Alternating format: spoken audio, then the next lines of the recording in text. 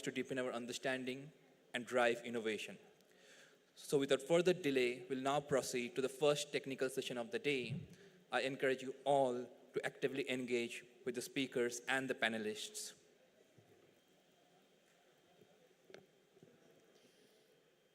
A very good morning to all the dignitaries present out here. We will begin with the technical session 3. The theme of the first technical session of the day is creating green and sustainable campuses. A little about this theme: creating green and sustainable campuses involves implementing strategies that promote environmental stewardship and resource efficiency across the institution.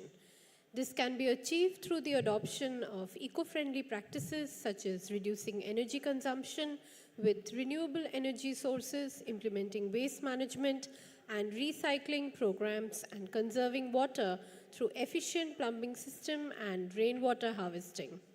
In addition to infrastructure improvements and curriculum integration, engaging the campus community is vital for fostering a culture of sustainability. Through these collaborative actions, campuses can effectively promote sustainable practices and inspire future generations to prioritize environmental stewardship. For this session, the chairperson, I would like to call on stage Professor Suranjan Das, Vice Chancellor of Adamas University, Kolkata.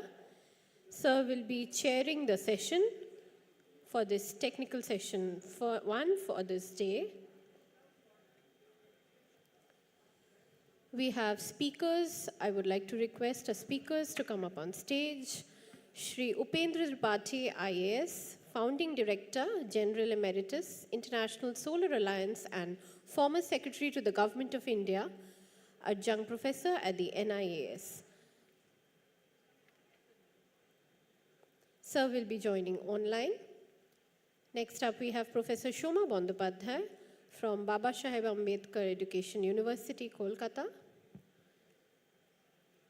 Ma'am will also be joining us online. And we have Professor Amit Batra from the IIT Kharagpur. He's the director of IIT Kharagpur. I would request sir to kindly come up on stage and join us.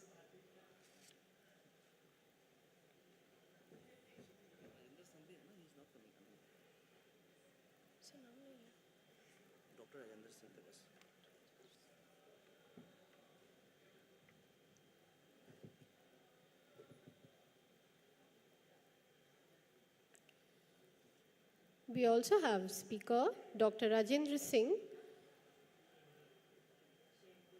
Shinde.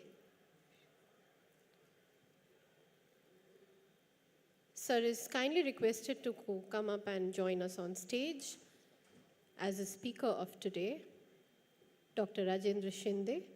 Thank you, sir. I would now hand over the chair to our session chairperson, Professor Suranjan Das. Sir.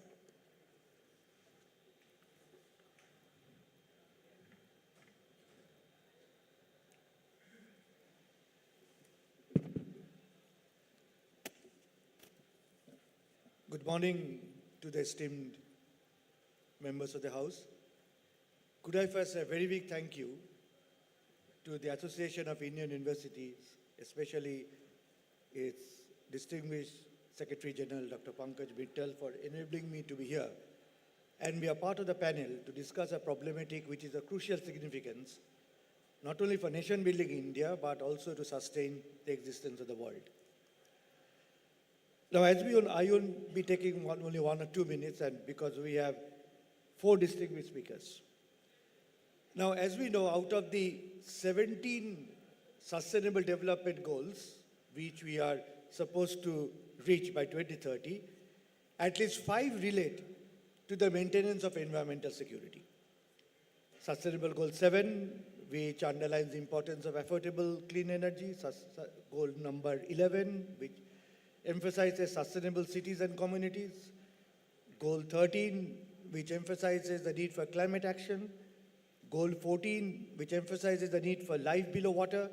And Goal 15, which emphasizes the need of life on land. And it has been already shown in the established discourse that the campuses, the university campuses, the campuses of the higher educational institutions can play an important role in reaching these goals. I particularly here refer to the excellent publication of the AIU under the leadership of Dr. Pankaj Mittal, where it was clearly unfolded the responsibilities and the duties of the higher educational institutions in India to ensure sustainable development. And the main themes that come out from this publication is that since universities and schools are major consumers of resources like energy, water, and materials, the campuses do need to play a very proactive role. Again, the university campuses, the school campuses, they play an important role in shaping future generations, making sustainability a responsibility.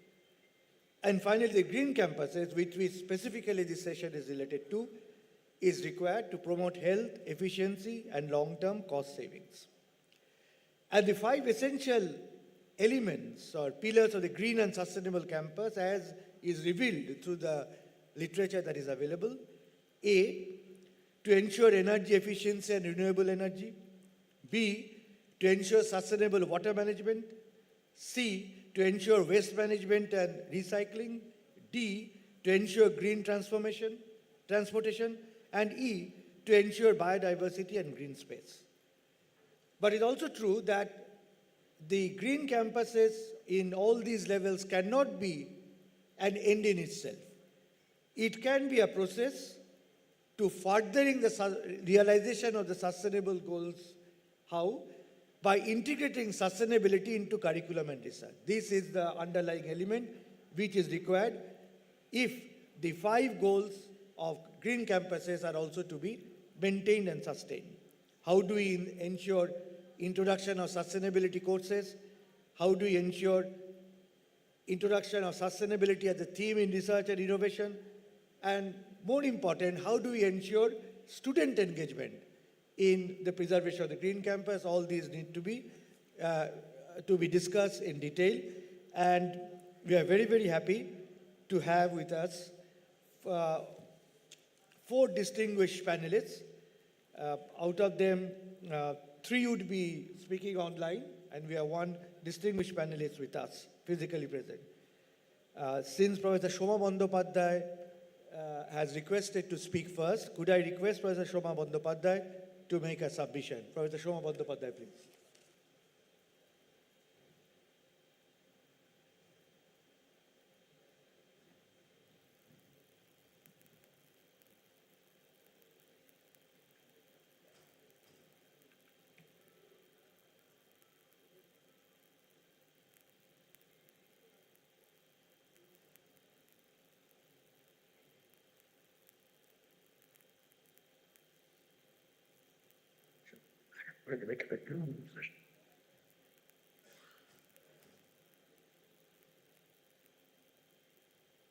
Hello, am I audible?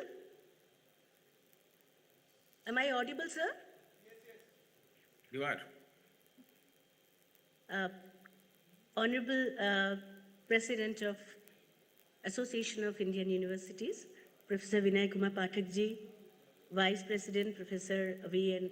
Rajshekharan Pillai ji, Secretary General of Association of Indian Universities, very distinguished Dr. Mrs. Pankaj Mittal ji, Chairperson of this session, Professor Shuranjan Das, Honorable Vice Chancellor of Adamas University and former President of Association of Indian Universities, co-speakers, Shri Upendra Tripathi ji, IAS, and Founding Director, General Emeritus, International Solar Alliance, and Professor Patra, Honorable Chancellor of the host university, Sardar Taranjit Singh ji, VC JIS University, Professor Bhavesh Bhattacharya, all Honorable Vice Chancellors present in this prestigious meet, other distinguished guests and members of my academic fraternity, very good morning to all of you. At the outset, I congratulate Association of Indian Universities and the host university, JIS, for taking this great initiative to organize this East Zone Vice Chancellors meet uh, 2025 on a very relevant and important issue as equity, diversity, and sustainability. And I express my heartfelt gratitude to AIU, especially to Secretary General Dr. Pankaj Mittal ma'am for giving me this wonderful opportunity to participate as a speaker in this session on one of the most important sub-themes, creating green and sustainable campuses. I would like to begin with a few lines from Vishwakobi Rabindranath Tagore's memorable poem, Shobhotar Proti, Yes, sir. addressed to the civilization. If you don't mind, you would VC conference. I think somebody is speaking. Can you please mute yourself, ma'am? Yeah. நீங்க உட்காருங்க இங்க உட்காருங்க sir பரவாயில்ல இல்ல please நீங்க வெளியில உங்களை தனியா அனுப்பிட்டேன்னா எனக்கு கஷ்டம் Somebody is. Can you please mute yourself, ma'am? Yeah. Now I think I can continue. So I was just, quoting some lines from Tagore's memorable poem, Shobhotar Prati. That is, what he addressed to the civilization, and he says, "Dao fireshe oronno loho e nagor, loho joto loho lostro kashto prostor, he nobo সভ্যতা he nishthu সর্বগ্রাসী, dao shei Tapoban punno chaya rashi." The translation in Hindi goes like this: वापस दो वो अरण्य, ले लो ये नगर, लो ये लोहा ईंट लकड़ी और पत्थर, हे नवीन सभ्यता, हे निष्ठुर सर्वग्रासी, वापस दो वो तपोवन पुण्य छाया अविनाशी. Tagore wrote this poem 100 years ago as a call to increase green cover through tree plantation, highlighting his concerns for environmental issues. In this poem, he explores the environment, emphasizing the interconnectedness of humanity and nature, and expressing concerns about environmental degradation and the need for harmony with the natural world. He always dreamt of a green campus, and Vishwabharati, or the Shantiniketan, no doubt is the best example of it. Even our ancient ashram or Gurukul system of education also emphasized on conducting the classes in the open, in the midst of the nature. So, what was Tagore's concern has now become a burning issue for the whole world. Human actions like burning fossil fuels and deforestation have led to a catastrophe and an increase in greenhouse gases in the atmosphere, which is a major human cause of climate change. With this climate change and environmental concerns at the forefront of global discussions, educational institutions, just as our honorable chairperson mentioned a few of them, so these institutions can play a crucial role in promoting sustainability. They can play a critical role in fostering sustainable development through eco-friendly infrastructure, energy efficiency, waste management, water recycling, and of course, awareness initiatives. And it has been observed recently that this year's union budget has also underscored India's commitment to the United Nations Sustainable Development Goals, that is SDGs, by prioritizing sustainability in various sections, including education. And the urgency of addressing climate change, resource conservation, and social responsibility has driven institutions worldwide to adapt sustainable practices. Our universities, colleges, and schools definitely can play a crucial role in shaping future generation and must lead by example in environment stewardship. The green and sustainable campuses integrate environmental, social, and governance, that is ESG principles, to create eco-friendly, socially responsible, and economically viable education environments. These initiatives align with the sustainability goals endorsed by the G20, fostering innovation and resilience against global changes, which is a golden opportunity of integrating the district from local level with the domain of national and global level. Now, aligning campus sustainability efforts with the budget's provisions and SDG can drive impactful changes under the given headings, under which the following measures can be taken. The first one being the sustainable infrastructure and clean energy, under which again the following measures can be taken. The first one being the renewable energy adoption. Educational institutions may be encouraged to install solar panels and wind energy systems, reducing dependency on fossil fuels. Secondly, green building norms. Campuses can address subsidies for eco-friendly construction and retrofitting old buildings with energy-efficient materials. Third, and the very important one, is water conservation. Provisions for smart water management, including rainwater harvesting and wastewater recycling, can promote sustainable urban development. The second heading is energy efficiency and digitalization, under which institutions must focus on minimizing energy consumption and embracing technology, which includes again steps like smart energy management systems, that is automation in energy usage through AI powered monitoring and smart grids. Secondly, digitalization in education, encouraging paperless communication, e-learning platforms, and online assessments to reduce paper waste and carbon footprints. This we have been doing, for the past few years. The third heading, of course, is waste management and recycling. Now, this proper water disposal systems are very crucial for sustainability. Circular economy initiatives can be taken by encouraging campuses to implement robust waste segregation, composting, and recycling programs, of course. And very important is to ban on single-use plastics.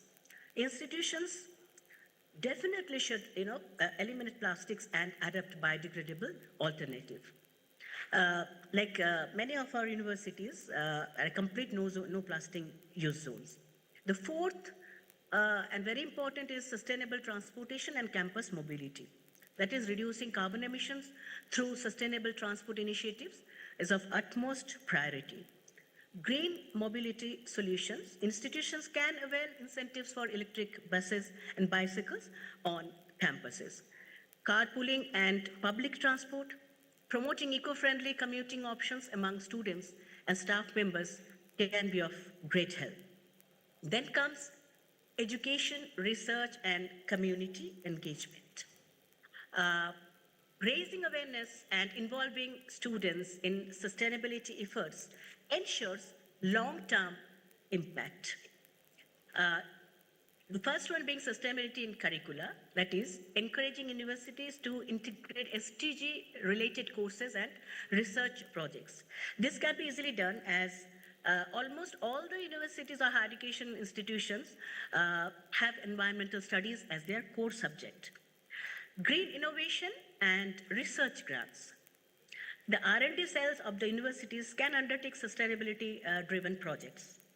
And then universities should go for more collaborative projects for sustainability, partnering with government agencies and industries to develop innovative green solutions. And the sixth important heading can be social responsibility.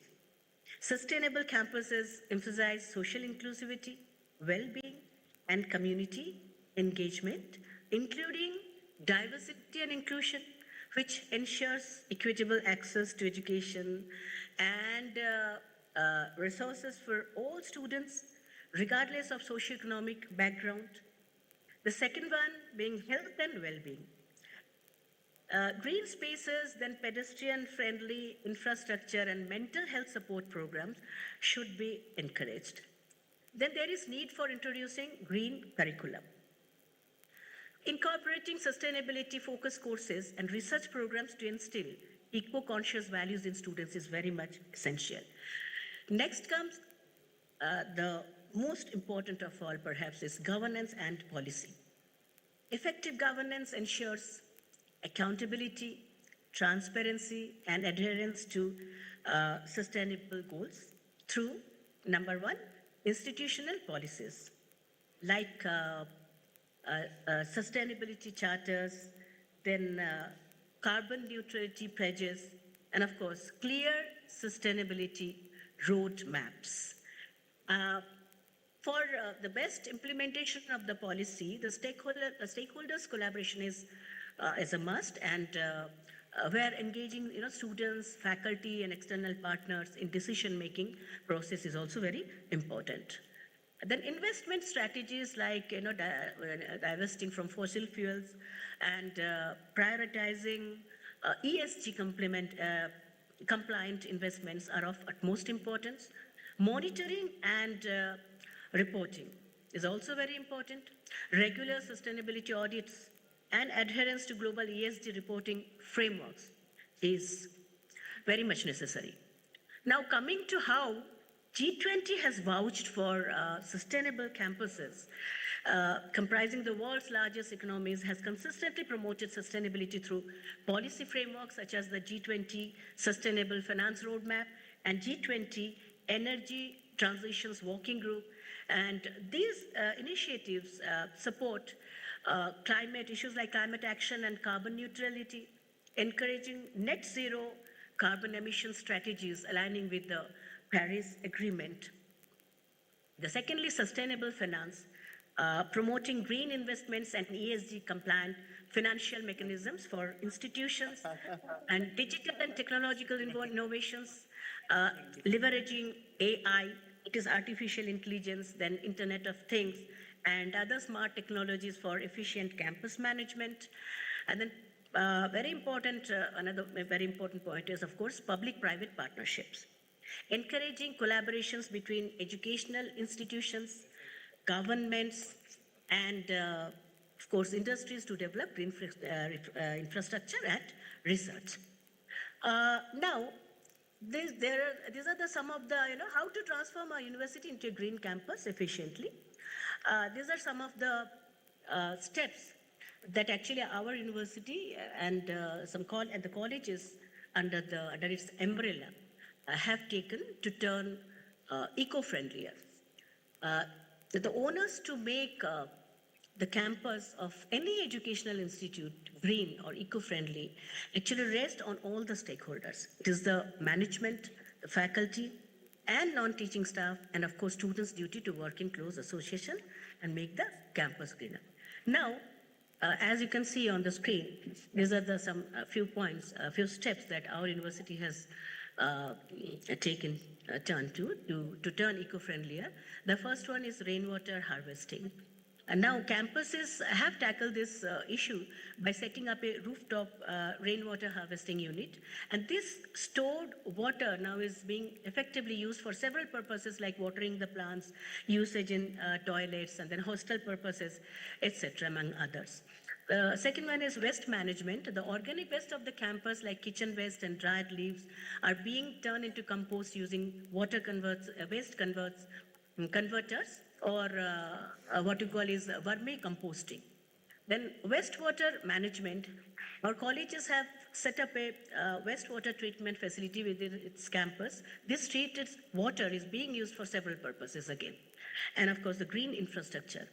Bicycles have to be encouraged within the campus, and public transportation should be fueled by compressed natural gas. Then another very important is the green cover. A university can conduct a tree plantation campaigns and sampling distributions to promote a green campus. I remember, during my tenure as Vice Chancellor in Diamond Harbour Women's University, which is actually located in Sundarban locality, the greatest example of biodiversity, as you know, and being the biggest delta in the world. Initiatives were taken to construct a herbal garden, planting medicinal plants, then butterfly park, and then of course biodiversity cell. And also we introduced disaster management courses there. So these things can be done. And then zero waste campus. The university encouraged the segregation of waste, and there are separate dustbins for biodegradable wet waste and then inorganic dry waste, and a total ban on single-use plastic and straws inside our campus. Then again, switching to renewable energy, that is due to the surging electrical bills and the desire to contribute towards a green future, many of our institutions have turned to solar energy. So these are some of the steps that we have taken. And again now, some glimpses, as you can see, that steps that we have taken. These are the paintings and awareness posters drawn by our children of the Some Dwellers under the mentorship of our NSS volunteers. And then this is the plantation drive conducted under the aegis of NSS, BSAU. Awareness campaigns conducted by the students and faculty of BSAU under outreach program of NSS. Then there are some specific energy saving tips that our students and faculty can easily implement in their daily routine. And they are, as you can see, activate power management features on their computers and monitor to go into sleep mode when they are not working on it. Secondly, to turn off their laptop monitors when not in use. Third, whenever possible, shut down rather than logging off. And then turn off unnecessary lights and use daylight instead. I remember when I was the registrar of Calcutta University, my duty was to move around and see that in the evening, after the classes were over, all the classrooms and to visit all the classrooms and other halls and all, and to see that the lights were switched off. So we have to turn off unnecessary lights and use daylight instead, and then avoid the use of decorative lighting and use LED and CFL bulbs instead of standard bulbs, as these are more energy efficient. Then keep lights off in the classroom, lecture halls, conference rooms, laboratories, whenever they are not in use. And of course, to be very careful not to keep open the taps. And then use air conditioners only when necessary. And of course, unplug appliances not plugged into power strips like chargers, appliances, and printers. So keeping these small things in mind can go a long way in protecting the environment. Living sustainability and integrating environmental education into the learning process helps students understand how their decisions and actions can affect the environment. And this enables them to make informed decisions as future champions. So here I would like to conclude again with a few lines from my favorite poem on nature titled Want, authored by Sylvia Sturt. I quote, "The sands of time have rendered fear, blue skies on high no longer clear. Stars were bright, whence they came, now dimmed, obscured, pollution's haze. Protect what has been given for free, our waters, skies, wildlife, and trees. For once they are gone, don't you say, consider yourself warned of that fatal day." Thank you very much. Thank you all for giving me a patient hearing. Choroi beti, choroi beti. Thank you, Professor Bandyopadhyay. Currently the Vice Chancellor of Baba Saheb Ambedkar Education University in Kolkata, and formerly a very distinguished colleague of mine during my wonderful days at Calcutta University. Thank you very much for reminding the heads of the higher educational institutions for the measures that need to be taken to ensure the green campuses in our country. Could I now request Sri Upendra Tripathi for founding Director General of International Solar Alliance and former Secretary to the Government of India and Adjunct Professor of NIIS, to kindly make his submission. Sri Upendra Tripathi, please. Thank you, sir. Namaskar. And I'm a great admirer of AIU because I have been seeing the way they bring VCs together to plan for things, plan for the future. And I'm also thankful to JIS University for having hosted this conference, which is so critical. And I usually, start with an anecdote. And this anecdote is about 2014, when the present Prime Minister was new, he was the first time Prime Minister. And I also happened to be the Secretary of the Ministry of New and Renewable Energy, a low-lying ministry, in traditional terms. And, the Prime Minister wanted that Secretary MNRE should give a presentation about the problems. And I think I made some 55 presentations like other secretaries did. 3 days before we made the presentation, there was a message that there is a rule called 7 by 7 by 7. No secretary should give more than 7 slides, and no slides will have more than 7 sentences, and no sentence will have more than 7 words. It was really tough. And the point of saying is that, over the last month, two, I'll just say how things are changing. The things are changing in dramatic way when we not only expect the universities to make their campuses green and sustainable, but universities are being given a greater role to guide the entire country, entire society to be green and sustainable. And how do we meet this role? And that is where I'm an admirer of AIU. Such conferences, such coming together actually help us not only to make our campus green, because we have been talking from our university days how to make our campus green, but this new time tells us how to make the entire country green. Today in the newspaper you must have seen, Railway wants to be net zero by 2030 by going for small modular nuclear plants. And I must tell you, I had been to IIT Kanpur, a month back, where the energy department have a climate center, and Mr. Garg, the professor, and there I also met a professor from IIT Kharagpur, Professor Dubey. Now, the type of technologies they are talking about can enable India to get billions of dollars. And how do they do that? We have plenty of biomass. They are coming up with concepts called hydrochar. And I would like, all universities to know about this new frontier of new technologies, which helps the universities not only to learn, to make others learn, to earn, but at the same time, to make the country richer. Now, the context for this is the new policy of something called carbon trade. India is introducing, and all universities are aware of this, that this new thing called carbon trade is coming in. There are different types of business involved in this. Countries make billions of dollars. USA made their carbon market long back. EU made their carbon market. China made their internal carbon market of compliance. We haven't. We are doing it now. And there is an opportunity for the universities to capture this time, not only to improve the ranking, which of course goes the moment you become green, clean, and guide the society, but to look after the new role. How do you guide the country now? Because the global warming is so important. Pollution is so challenging, and biodiversity loss is so critical.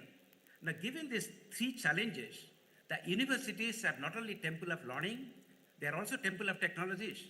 They are all the friend, philosopher, guide of these emergent times when you have to guide districts, states, villages, country as a whole. And for that, we need to have something called a net zero center. I'm very happy Mr. Chende is there, to whom I discovered long back when I was in Canada. And for my PhD, my guide told me, take 25 meetings in India about ozone policies and find out what are the common names. So I found out 5 common names, and Rajendra Sende was one among them. Then my guide, Irma Itelka, a French lady in Ottawa, Canada, she told, look, out of these 5, all the 5 must have been in UN. I didn't know. And when I analyzed, I found, luckily, and they were all in UN. And the point is that Mr. Rajendra Sende is very well known, and he has come some with concrete proposals. I'm happy that he's here to tell you. But going from IIT Kanpur and Kharagpur to Prayag, a place where 55 crores of people came, apparently to have bath, and there was a conference called Kumbh and the Climate. The point is how things are reaching at what level. The UP government called so many people, and Swamijis were there from different ashrams, and they were talking about, how to address climate issues. And as a follow-up, all the ashrams are trying to bring together a list of vacant lands, and thousands of acres of land are there with the ashrams. And if they can come together and do something so that this land can be solarized, energy can be made cheaper. It can help environment, create employment, but these are the new strategies. But I think the same can apply to our universities.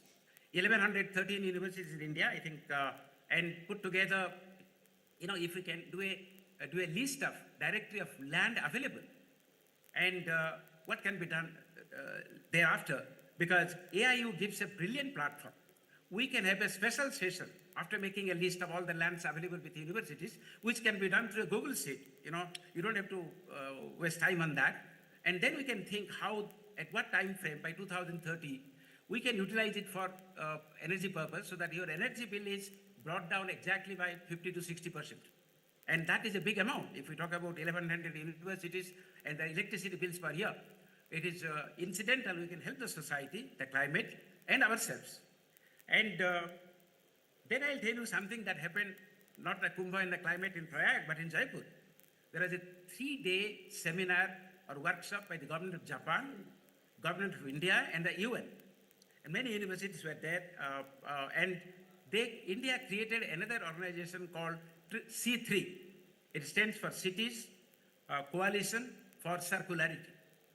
And they want universities to jump into it, to find out which cities they can address, what type of circularity issues can be brought in.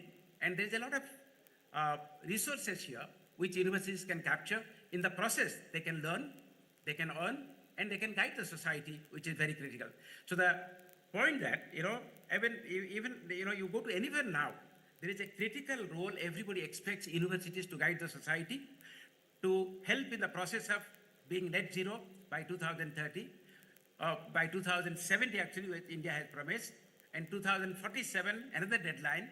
But whether 2030 or 2047 or 2070, universities have a new role, very important role now, and that has to be, addressed.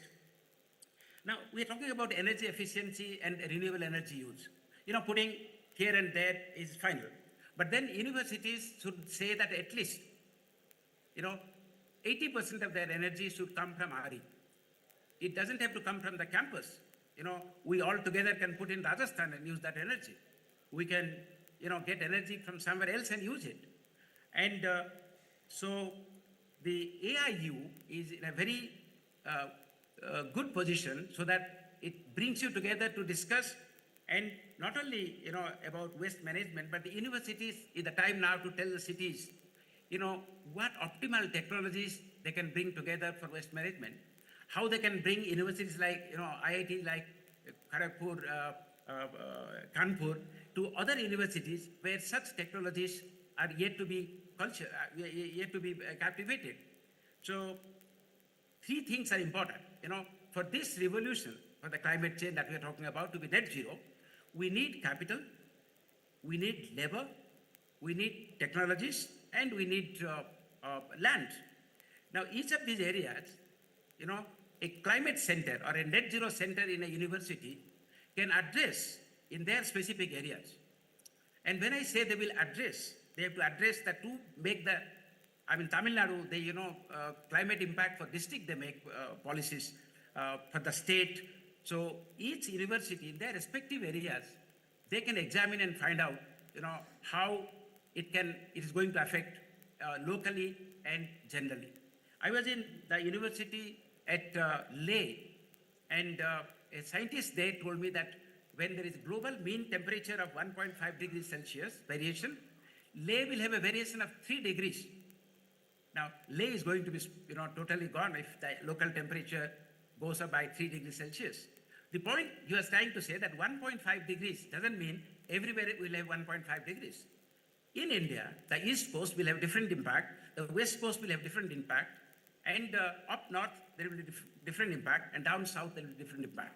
The universities, like the one I tell, Anna University, the climate center, they are trying to capture what is going to be the local impact. So coming back to the point that these things, can I ask my slide, the first slide to be put here, the PowerPoint presentation? By the time the slide comes, the first slide talks about the sources of greenhouse gases, how they're coming. And those greenhouse gases, actually open an opportunity for all universities. If we can have a target that through a process of learning, we can earn 50 lakhs, say by 2030, it may look big, but it is not going to be really very hard because plenty of money is there for now for research. And in the process, our professors, our students, they will learn a lot. How to, be net zero at the university level, also how to be net zero at the provincial level, at the country level, at the city level. So a lot of doors have opened, and these opening of the doors has created this unique challenge for the universities, and we must rise to this occasion. I think, anyway, the slide is not there, but they will circulate it, the entire presentation. And the only point I'm trying to make is that AIU has given a beautiful platform. It's a good thing that all universities are coming together, and I'm sure we will take concrete steps. The only request is that if all universities can open one climate center, the next one climate center or one net zero center, where we can bring people, the third slide you can put, the third one.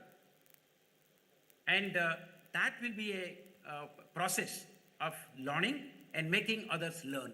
And this is a unique challenge. I'm sure, when Nehru said that these are all temples of learning, and I'm sure these are the, sources of knowledge. And the universities can be friend, philosopher, and guide for the society in general, and local community in particular, to achieve the net zero or to be climate friendly. Thank you once again for the opportunity. And can you go down the slide to the third slide? I just wanted to take one line for that. Yes, this one. Thank you. And esteemed Vice Chancellors, I would only make this one that if you, take this slide, this is the pollster of entire, global warming that we are talking about, except the, the pollution part and the biodiversity loss. But university and energy, the climate center, the net zero center that we are talking about, it can be a cell of, a few departments or a few, experts, but energy, agriculture, forestry, land use, waste, and industry. So 1, 2, 3, 4, 5, 6. These 6 sectors will have the verticals, and that net zero center is not only going to make you earn money, get a good name, improve your ranking, but something you can tell in concrete terms. Our university has helped to reduce 1 gigaton of CO2 or 100 quintals of CO2 or CO2 equivalent. Now, that type of concrete assertion that what we have done, what the university has done, can only come when we can measure what we have done. Thank you once again for the opportunity. Thank you very much, Mr. Tripathi, for unfolding the net zero plan for Indian universities. Thank you very much indeed, and also reminding us about the interrelatedness of what you call capital, land, and technology, which is very crucial for setting up the net zero campus in India. Thank you very much indeed. Thank you. Could I now request Professor Amit Patra, the director of IIT Kharagpur, is not coming? Then it gives me very great pleasure to request Rajendra Shende, who is a former director, UMP, and former and founding director, Green Tear Foundation. He has made significant contribution to the unfolding of the various plans for creating sustainable campuses in India, and we are eagerly waiting for your submission.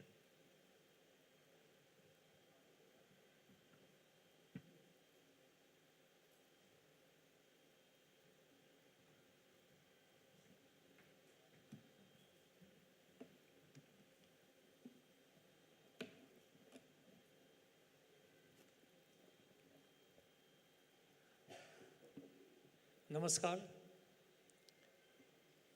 Extremely delighted to see number of vice chancellors in this classroom. Normally, I listen to the vice chancellors. Today, vice chancellors are listening to a new subject. Should I call it a new? You have already been introduced to it. what is called as sustainability and the net zero.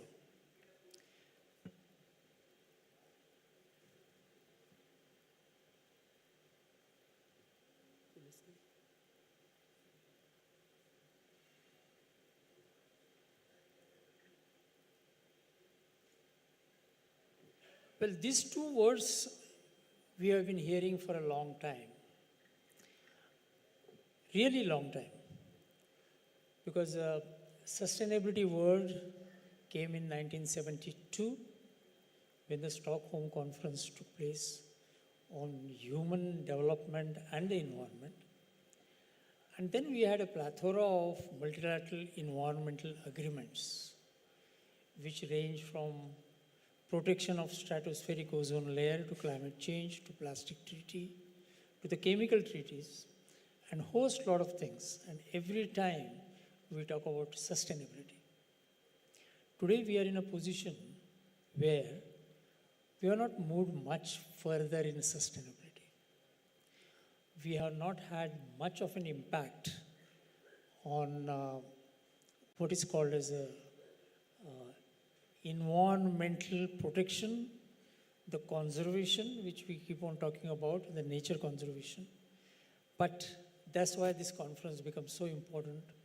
And I would really like to congratulate AIU and particularly Professor Pathak and Professor Pankaj Mittal for keeping the focus of this particular East Zonal Conference on sustainability. Of course, it has equity and diversity as well. But today's sessions, which we are talking about, is basically for the sustainability, environmental protection, and the nature conservation. And particularly, the severest crisis that we are facing, that is a climate change. Let me give you a quick background of myself, where I come from. I come from a village. My primary and secondary education was in village. Then I went to IIT Bombay. Then I worked with Tatas. Then I worked in United Nations Environment Program for about 2 decades. And I told you about sad situation of multilateral environmental agreements, including climate change, which has not progressed much. For achieving sustainable development goals, we have less than 5 years left. And nearly 60% of the goals are not yet achieved. So we carry a lot of responsibility on our shoulders. But there was one agreement which made it to the success. And I'm very proud that I was a global head of that agreement. And that is the protection of stratospheric ozone layer. Why I'm saying that particularly? Because it has some elements which can be emulated, which can be followed, which can be adopted to make the other environmental treaties like climate change, Paris Climate Agreement, a success. And I want to say some of the quick things on that. One is definitely a partnership. Unless we do the partnership in a global environmental protection issues, we will never be able to succeed. This is what exactly happened in the Montreal Protocol on substances that deplete the ozone layer. And my colleague, Dr. Tripathi, who spoke just before me, he has done his PhD on ozone. He has done a PhD why that program succeeded and why the others failed. What exactly is the reason for that? Apart from partnership, there is also called as a networking. As a head of the global program of ozone layer protection, I divided 146 developing countries into 10 major network regions, including Caribbean, Pacific Island, of course the Asian, Latin American, etc. And those 10 regions started interacting with each other. And I see here a parallel of AIU, who has these zonal meetings. And these zonal meetings gets you not just a global picture, but it gets you into what is called as a manageable small group, a like-minded group.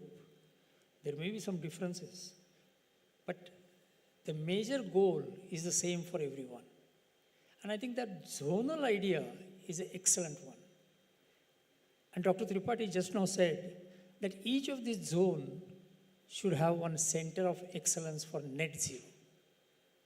We had exactly that in ozone layer protection. Today, we are all sitting here mainly because the Montreal Protocol on substances that deplete the ozone layer has gone to the success. It is no longer affecting the ecosystem in the world. The ozone layer is on a path of recovery, and we should applaud that success. And that has come not because of only United Nations Environment Program, but because of the strategic approaches that they were used for that. And we should look at those approaches. We heard a lot about energy efficiency, clean energy, biodiversity, waste management, water conservation. But ultimately, it boils down to we all getting together to take the action. We have been talking about energy efficiency, I don't know for how long. We have been talking about biodiversity for a long time. Where is the action? There are success indicators for each one of them, and we have not achieved any of them up till now. And I'm going to propose, knowing the enthusiasm of JIS, which I find is an extraordinary host for this meeting, because I've never seen any university who has engineering, science, agriculture, medical, and all sorts of important issues which have come together into this. In fact, I call JIS as a Sustainable Development Goal Institute because it has combined all the SDG related issues into one. And I'm so happy that, I don't know whether Dr. Taranjit Singh is here, but he has led this movement with a great passion, as well as his Vice Chancellor. And I feel quite proud that that host and an organizer like AIU have come together to discuss about this issue. Let me finish by saying a few slides saying that net zero is going to be the focus of my talk. I'm not going to talk about triple crisis, which our United Nations Secretary General keeps on talking about. A, B, C. That is a triple crisis. A is accumulated pollution, B is a biodiversity, and C is a climate change. I'm going to take the C crisis, climate change, because we have to be focused and we have to come to a certain conclusion, which I want to make some suggestions on that.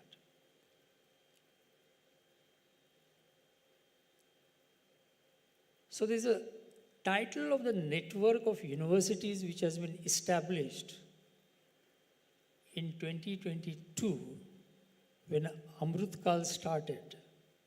It's called as a Smart Campus Cloud Network, SCCN. And the genesis is United Nations Secretary General and our Prime Minister Narendra Modi. There are three mentors. One is Erik Solheim, who is a former environmental minister of Norway and also Under Secretary General of United Nations. Prakash Javadekar, whom you know all, and Dr. Vijay Bhatkar, our computer man. I just wanted to tell you very quickly where this net zero movement is a national movement, it's going global now, where it stands. We have, my organization, Green Terre Foundation. Terre is a French word. It means earth. So Green Terre Foundation explains. But Terre is also the abbreviation of technology, education, research, and rehabilitation for environment. And we have signed a MOU with Ministry of Education on Net Zero University campus. We are dealing with AICTE, NBA. We have also regular interaction with Ministry of Environment, with UGC, with Niti Aayog, to Shashank Shah, who is in charge of Higher Education Department in Niti Aayog. And I am particularly proud that I am a member of the committee in NBA, National Board of Accreditation, where the movement is giving more and more priority to the criteria called sustainability. And the next generation of students and vice chancellors will be facing the criteria of sustainability in order to get their ranking up. See this, I told you about the national movement going global. We have about 13 countries, the universities are part of it. The majority of them are from Middle East, including Azerbaijan, and also Latin America, Peru. Important thing is in China, the Beijing University is a part of it. These are some of our advisors, and they belong to UNESCO, they belong to UNDP, World Bank, and I'll tell you what exactly their role is. They are not there only for showing you the pictures of them, and they are also from area like nutrition. And I don't think anybody talked about nutrition in the campus. If at all, we have 3 goals, 2030, by which number of companies in India, including railways, Tatas and all those things, around that time, they will get net zero. But more than that, we also seen some of the countries have declared net zero targets. For example, our Prime Minister Narendra Modi has talked about 2070 as India getting carbon neutral. But we have other targets. 2030 is where 43% of greenhouse gas emissions have to be reduced from the 2019 baseline scenario. And then we have 2047, the Vikasit Bharat. And then we have 2070 as carbon neutral world. This I'm quickly going into China, taking a pledge of net zero. And China's civil society member called Operation Earth has joined hands with the partnership with us. Peru, there are 7 universities in Peru are part of it. This is the ambassador of India in Peru. Then we have Rochester Institute of Technology in Dubai. And then we have Azerbaijan where COP29 took place. And this is a UNEC and ADA as a universities. So why we selected universities? I mean, I could have selected, or we could have selected Gram Panchayat, for example. Or let's say city getting net zero. There are cities who have pledged for net zero. But why not, let's say, Gram Panchayat? Why not a Gata Vikas Adhikari declaring it? The university, because university students are higher education institute targets. And within a few years, they will be out of that campus to start working on a net zero in wherever field they are. There is a simple reason. Second reason is, we always talk about net zero, where is the finance? We talk about net zero, where are the technologies? We know few of them, solar, nuclear, hydro, but will that solve the problem? But we never talk about human capital needed for net zero. And this is what exactly Prime Minister Modi made a point while inaugurating a net zero campus in Nalanda University, which is also part of our network, that we need to develop the human capital. And that human capital will not get developed by passing the examinations or completing the curriculum, but they will get developed by making the campus living laboratory where they will work. So it's a living laboratory for net zero where they will work for it.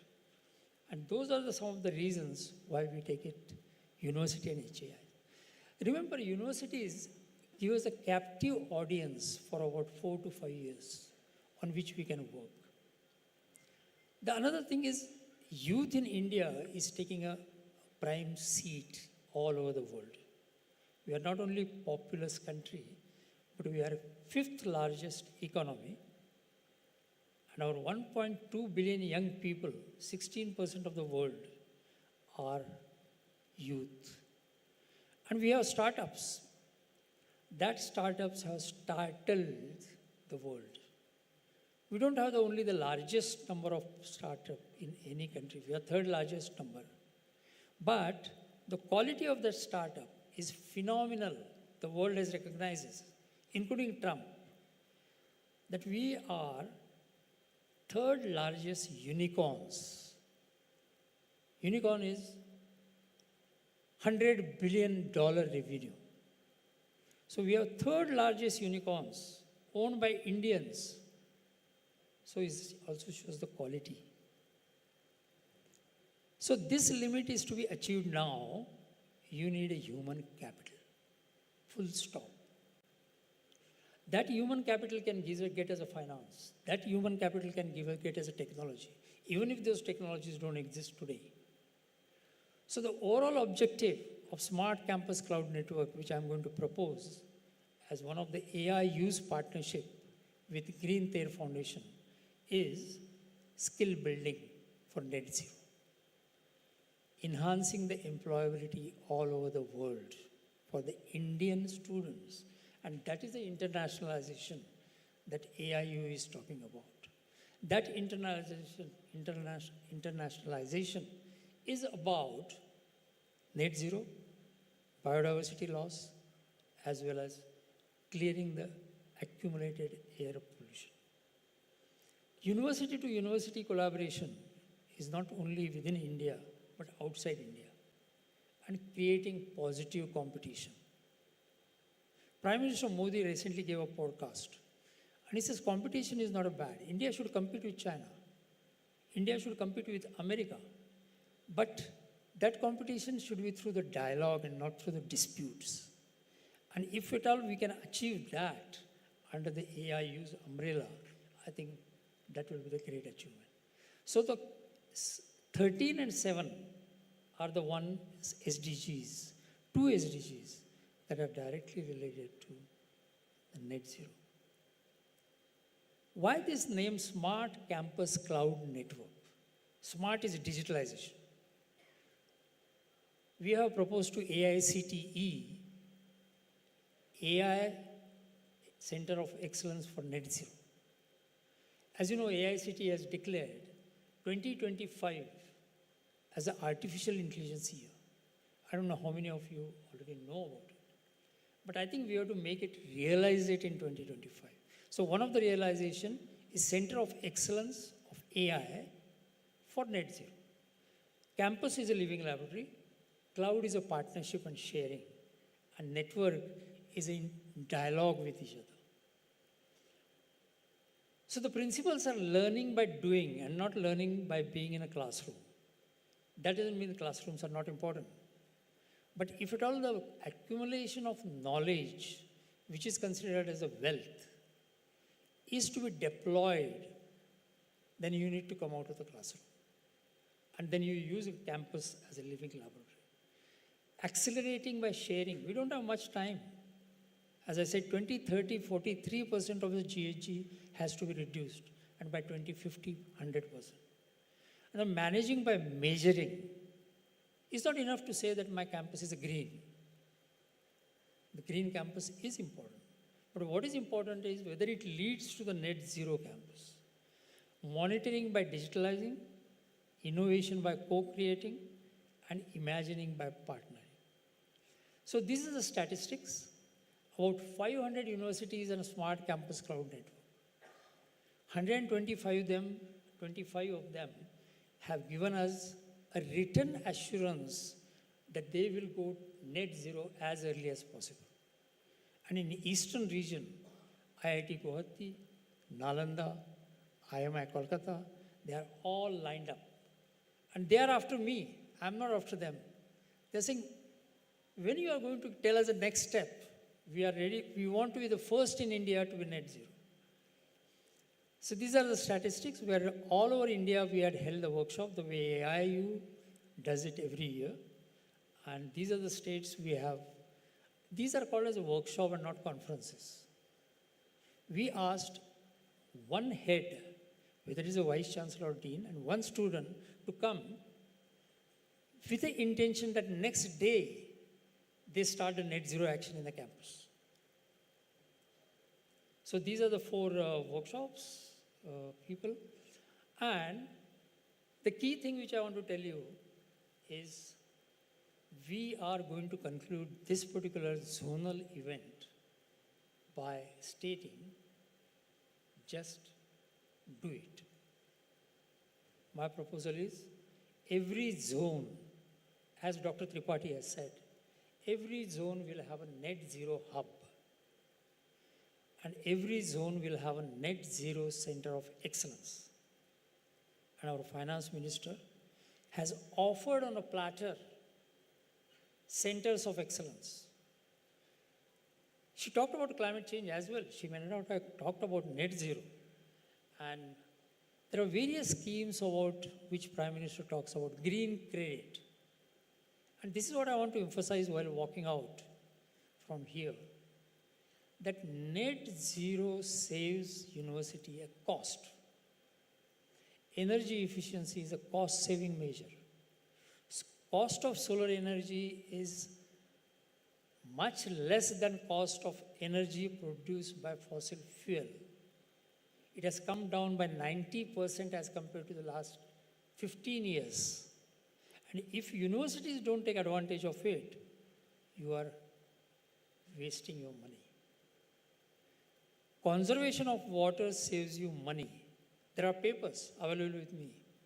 How much water and rainwater harvesting can save you money? And I'm sure many of the vice chancellors, I've been talking to them regularly, they keep on asking me open questions. Does net zero save you money? Answer is yes, yes, yes. And each one of you should be able to publicize it. Yes, I saved money because of being a net zero. I also want to tell about what is called as the monks in Thailand. Recently, we held a workshop in Thailand, the AIT, Asian Institute of Technology, and about 14 universities in Thailand came. Along with that, the monks from the Wat, Thailand Wat, that is a temple, they came. And they said they want to go net zero. Because they are convinced, and many of the monks are graduates, they are PhD, they are postgraduates, and they know all that it saves us the money. And he says, we want to save the money and also serve the environment. I talked about nutrition. Vikasit Bharat 2047 cannot be achieved without a healthy mind. And we developed the guideline for nutrition in a campus. It is a neglected area. We have a canteen. Now in IIT Bombay, I see Starbucks and CCD, Cafe Coffee Day coming up. But we don't know whether they are nutrition food or not. I'm not against Starbucks. I'm not against CCD. I go there regularly. But the point is, if at all you want to have Vikasit Bharat of 2047, we should have a Vikasit mind of youth. And that will come by proper, of course, exercises, but without neglecting nutrition. On 21st March and 22nd March, there is a World Water Day. And I feel AIU should make use of that by creating a social media campaign for World Water Day. And the first World Glacier Day, glaciers are far away from Kolkata, but not far away, not too far away. We get Ganges water from glacier of Gangotri. We get a water from Jamuna from Jamunotri. And those glaciers, as per United Nations, WMO report, they are melting at unprecedented rate. I'm not sure whether next Mahakumbh Mela will have enough water in Ganges. Well, I'm not threatening on that, but it's worth considering it. And I think we should create such kind of atmosphere, not a fearsome atmosphere, but challenging atmosphere, that no, we will preserve those glaciers. Those glaciers are water towers for us. They are the water tanks for us, and we will not let it go. So it's a sort of a challenging thing. So my last sentence is, let's just do it. Thank you.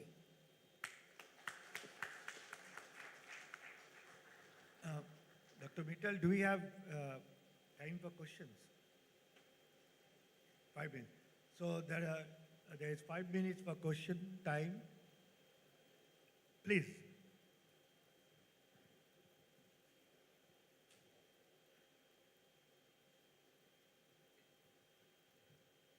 Good morning. My name is Vishwajit Ghosh. I am the Vice Chancellor of Neutia University. The Neutia University situation, southern part of West Bengal in Diamond Harbour, near Diamond Harbour, Sorisa village. And we have a 65-acre green campus and 40-acre land for the agriculture activities, Now, what we have mentioned, the two things, the erosion of the ozone layer and the problem for the nutrition, okay, for your Professor Sindhe's statement. Now, I am giving one example, that Indian Ocean experiment has mentioned that the reaction of the, the continental layer and the marine layer creating a hedge layer at the 60,000 feet, which is creating a layer which is not allowing the radiation to come to the earth, and the infrared radiation that we are developing during our natural activities, they are not going back. They are creating a terrestrial ozone. And the terrestrial ozone is a very, corrosive agent, and it is creating the problem for the fruits and the vegetable, and they are reducing the nutrition of the, food. So immunity has been decreased going to be done. To me, university is a place for developing universal knowledge, and the student has to know all these things. Now look at the carbon and other things, we know all the things, the carbon footprint, everything has been known. But if you look at that, the structure that you are making at the university, that high-rise structure, two structure, and during the sunshine hours, all the structure is absorbing sunshine, they are emitting the heat, and the two buildings, on between the two buildings, there is an effect called the urban heat islanding effect. Heat is get trapped. And all the buildings has a air condition. So they are pumping the heat. And at the night time, the heat is going upward, they are pushing down, and there is no condensation, so rain will go away from that thing. We have to teach all the students of these aspects, that if we don't take the protection of all these things, will be, disappear from this world. Thank you.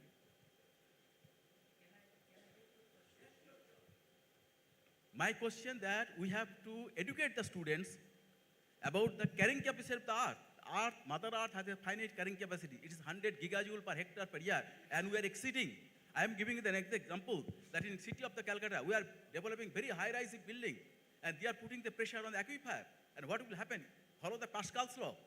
The water will go to the southern part, and there is no water. If you, recharge the water, that aquifer will not get recharged. So we have to teach all the aspects to the student that I have mentioned, that universal knowledge, the students has to take care of all these aspects. That's my, submission. Yeah, very good morning. So there is a question for Dr. Sinde. Regarding sustainability, we have covered all the components: water conservation, wastewater treatment, solid waste management, energy conservation, and many more things. Air pollution issue has not been covered, and particularly when we look at the condition of Delhi, air pollution index. Every year we are finding the similar kind of things. So if we have to make the sustainable environment, I think air pollution issues need to be addressed very seriously, and a proper planning should also be made. Every year we listen about all those things, particularly during Deepavali and Parali, etc., etc. But the way it is increasing, so that is a major challenge for all of us, all the universities, wherever the researchers, academicians, they are working in that area. So this is one thing, how to address, how to plan it. So may I request Dr. Sinde to give focus on this area. Even for the campuses also, air pollution. For the campuses, in addition to water issues, wastewater issues, solid waste management issues, energy issues, air pollution part need to be addressed. Yeah. So kindly. Yeah, thank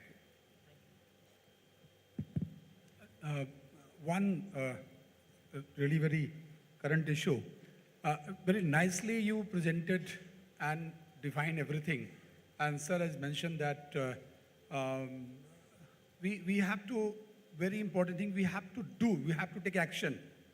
You call for action, the presentation call for action. Here 2 point that now, every university is going centralized AC classrooms, smart classes and all.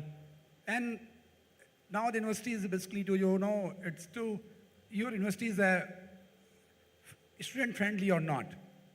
But they're not really focusing on as basically environment friendly.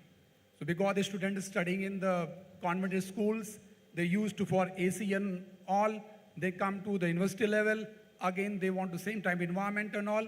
And the universities, we receive sometime their students not to go to the government universities, they want to go to private universities because there is a good classroom, central AC rooms and all. So the generation is not really too sensitive at the bottom level. So we have to not to focus only university. We have to make aware about this school level. That's to start from the bottom and to really to this. You have to reduce this AC environment and all, and to propagate such way, and maybe workshop should be at bottom level, at the school level, because the students reaching the university, and they now that time they are really too used to for this whole thing. So my urge is not only focus universities also to link the parent, school and university. Then we can really to fulfill basically their desires, outcomes, zero neutrality. Thank you for your presentation and all. Sir. I think I will take these 3 questions, and then probably if others have, they can say that. See, look,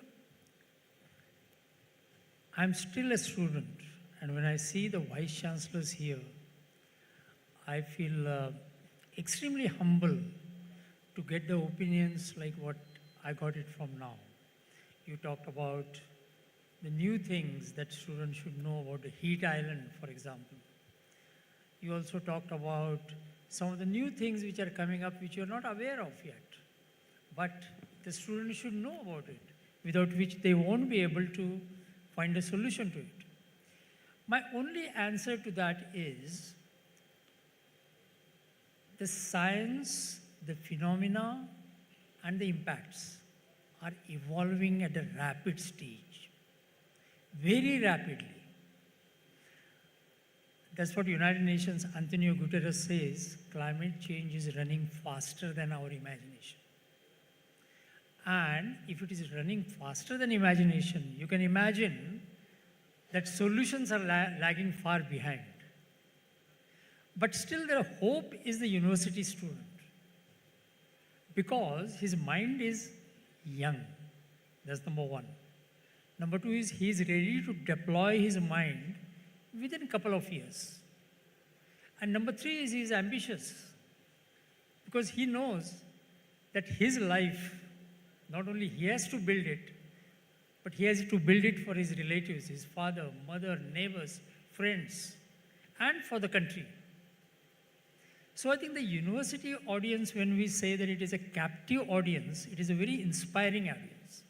And they are able to find the solutions which even we don't know what they are. And I have a number of examples like that, all over the world. One example I just want to quote, just to know that how the youth can contribute too.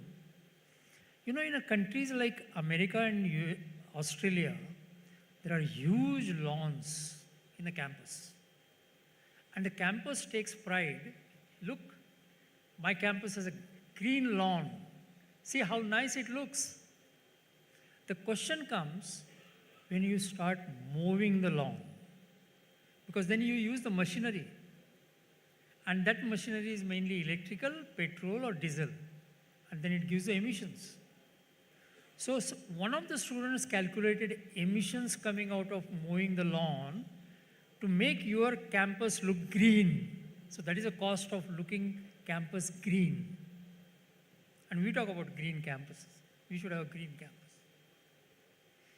But he did not even calculate that emission every time. It came quite a lot. You can imagine. He said, why not we use nature solution? And his vice chancellor was stunned. He says, what can be a nature solution here? He said, we get sheep, which are plenty in Australia and America.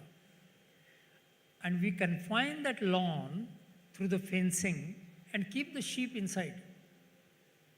The sheep will eat the grass and will also give the fertilizer for the next crop of lawn. People are not convinced, but they tried it. It came in the paper. It came in the paper that sheep can mow lawn much better than a machine. And they are not greedy. They make it uniform. Just like when we start eating from the plate, some of us have the habit of making the plate absolutely clean. And some of us, like me, always keep something here, something there, and all that. Sheep always eats clean plate. Try it if anyone has sheep. I have sheep. And I use them for eating my lawn. So he came out with that solution, and that solution is still being used. No more emission of gases. But it not only solves the campus problem, that campus solution is a laboratory solution. When he goes maybe a large campus of steel industry, also steel industry wants to look green, he will start using that. He gives the money to the farmer to rent a sheep. It sounds very funny. Rent a sheep for mowing the lawn. So I think all these things like heat island, like what we have a new energy efficiency solutions, we have the students who can find those solutions and tell us. And that we must utilize it. And Prime Minister's scheme of green credit, which is being developed by Ministry of Environment as well as Niti Aayog, has those elements in it. If at all somebody gives a solution like this, that student should get a credit, extra credit. And in China, I visit China very often. In China, the students who take such environment-friendly action or ideas and demonstrate it, they get a coupon on which they can buy coffee at 50% cost. They can get their uniform at 50%. And those are the kind of schemes that we can start developing it. The last question is about the schools, and that again matches with China. When I went to China, when Beijing became a member of Smart Campus Cloud Network, the minister there talked to me saying that why you are dealing with the universities? It should be done with the schools, because that's where the mind starts getting developed. Because the university students have already mind pakka. यही हो सकता है, दूसरा कुछ हो नहीं सकता है. That is not true. University is in a crisis. University youth can find a better solution. Why not school? It's a selfish reason. We have very less time. We have about 5 years to reduce the emission by 50%. But the school child cannot do it. But the university students in his early professional life can contribute. That is, but that doesn't mean that I think the school children are important. They should be done, but that should be parallel, without de-emphasizing the university students. Thank you, sir. That's Thank what you. I'll say. Sir, just today there was a newspaper report that India in the coming days will be one of the countries which will be facing increasing doses of heat waves, which will lead to increasing cases of mortality also from the heat waves. Is India prepared to face this challenge now? Are we undertaking any actions? Yeah, I think that's another thing which I would like to mention to Dr. Mittal, that the climate change is running faster and heat waves are, after all, they are called waves. So surviving waves is difficult if you get drowned. So only answer to that, and it's a good question that you asked me, is the disaster management. It is also called as a resilience, climate resilience. How to live with heat waves. We did that. We did that in the COVID-19. How we lived with pandemic wave, I think the time has come for that. I don't think heat wave can be reduced. Climate change is a long-term problem. Let's not be in a, net zero is not going to immediately solve the issue, but it can solve most of it. The rest of it is through the climate resilience. We have to develop how to live with the heat waves, how to live with the floods, and AIU can have a zonal centers for disaster management for universities. Today, when I go to vice chancellors and tell them, they say, oh, we have an excellent disaster management scheme. So I said, we would like to know about it. The first step is evacuate the campus. Well, that is not a disaster management. The best disaster management I saw in IIT Guwahati, and Dr. T.G. Sitaram, the AICT chairman, showed me. IIT Guwahati campus used to get flooded every monsoon, and it's the northeast. He developed a chain of ponds. If you have visited IIT Guwahati, the pond is not a pond of this size. Pond is of maybe 5 times bigger than this. And the water which is coming from whatever the river, Brahmaputra or tributaries, they get accumulated there. There is a space for accumulation, so that the impact of that flood is not felt. Of course, somebody can say that if the flood is much more than that, what will you do? Nothing, but at least you took the first measure of it. So I think the climate resilience centers are required to come in each and every region, including Himalayan region. I was talking about a World Day for Glaciers. The United Nations declared for the first time 2025 as a World Glacier Day, that is 21st March. When glaciers are melting, imagine what mountain people will be doing. It is a disaster because they have the hydroelectricity, and that particular dam can burst. It happened in Sikkim. It happens in Bhutan. So the mountain community need to be taught about managing such kind of disasters, to be resilient. Is that okay? Well, thank you very much, Rajendra sir, for that wonderful, enlightening session. Sir, can I question? I think tea is waiting for us, and then we have the business session. You can ask Rajendra sir during the tea time, please. You have rightly emphasized the need of the universities to become hubs of net zero. And you very rightly coined this word, Vikashit mind of the youth. We are all aware of it, and we need to work together. You emphasize partnership at the global level, at the national level, at local level. You have also outlined the new task agenda of the AIU. I'm sure Dr. Mittal is here, and AIU will take it up in the right earnest. On behalf of the AIU and on my personal behalf, could I thank all the 3 speakers who have taken us to the path of understanding the dangers of climate change and how to confront that climate change and how to make the universities as hub of net zero units. Thank you very much indeed. Thanks a lot.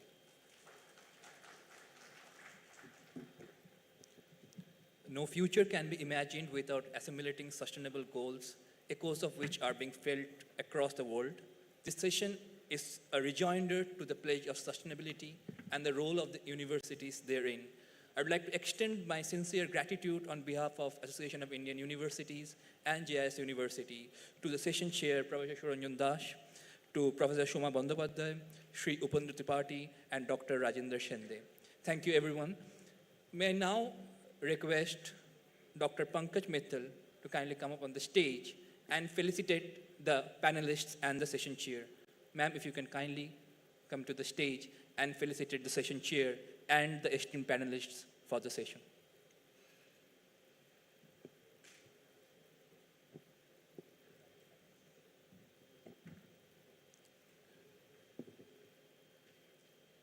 Dr. Pankaj Mittal felicitating the session chair, Professor Suranjan Das.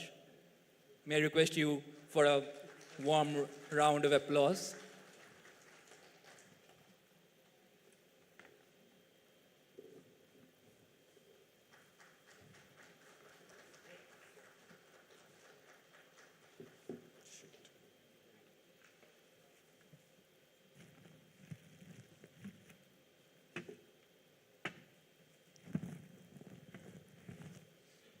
Dr. Pankaj Mittal will now felicitate Dr. Rajendra Shinde.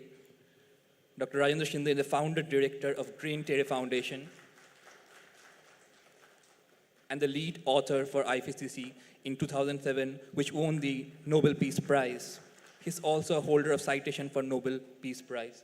I would like to thank all the esteemed panelists who have taken time out of their busy schedule and enlightened us with their words of wisdom. Thank you, everyone. I would request Dr. Atanu Kotal to kindly come up on stage, Deputy Registrar of JIS University, for the presentation of the live photographs to the speaker and our chairperson of this session.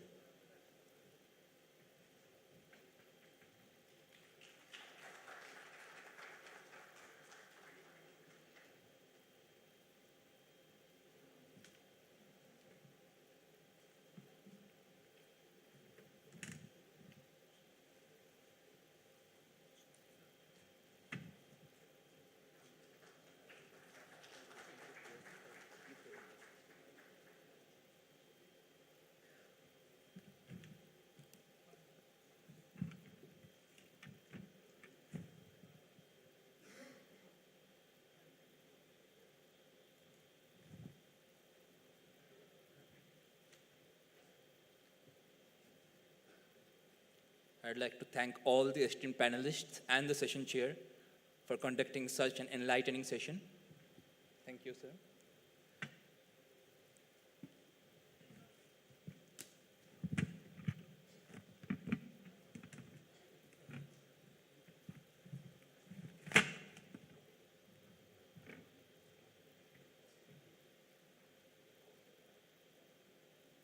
It's time for a group photo.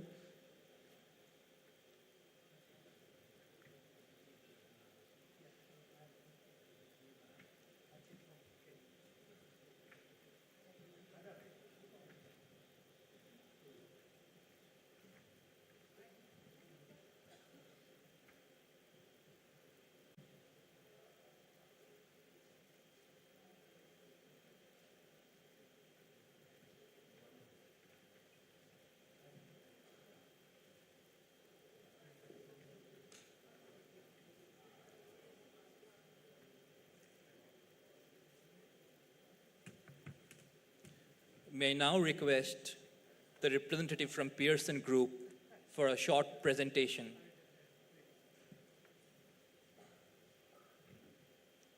May now request the representative of Pearson Group for a short, brief presentation.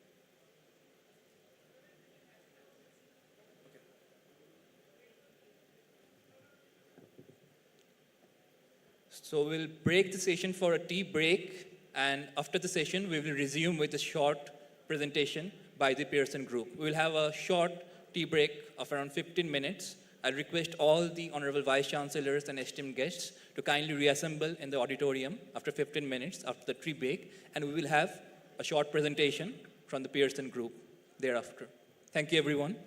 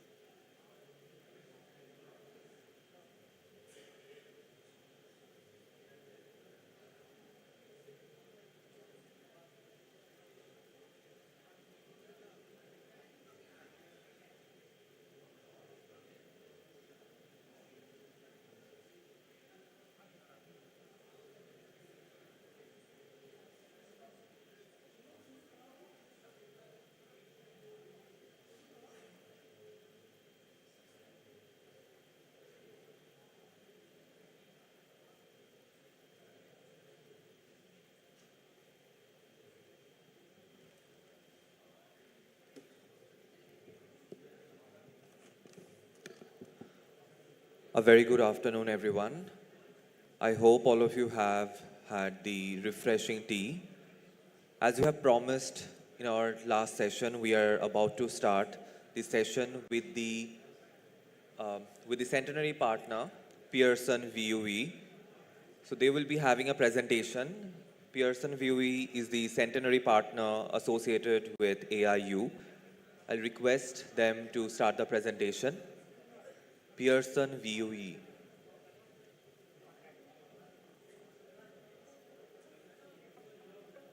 The future is arriving faster every day. Professionals in every field require cutting-edge training and then critical certifications and licenses to prove they have what it takes to drive their industries forward. Professional testing must evolve to keep pace with this changing world. At Pearson VUE, we provide the most innovative testing solutions to certify and license the professionals who safeguard and advance our communities.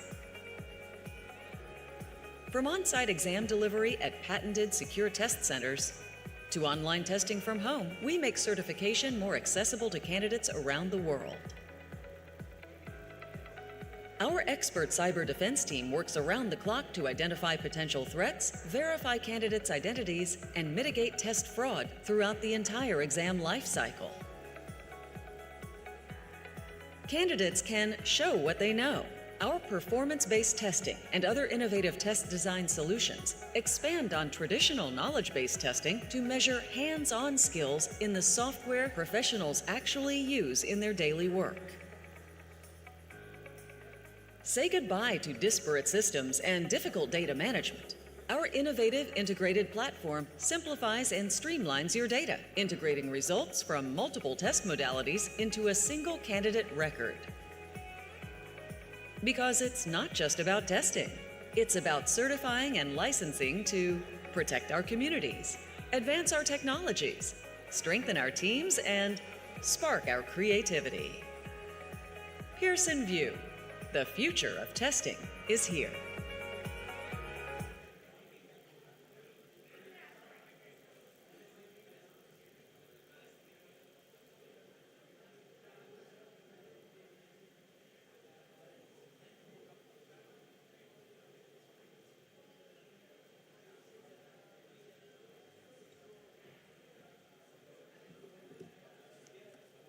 All right, ladies and gentlemen, it's now time to reconvene and dive into AIU business section. As the chairperson, we have Professor Vinay Kumar Pathak, President AIU and Vice Chancellor Chhatrapati Shahuji Maharaj University, Kanpur.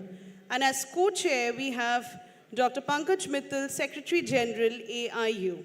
I will request both the dignitaries to kindly come on to the stage and take their seats.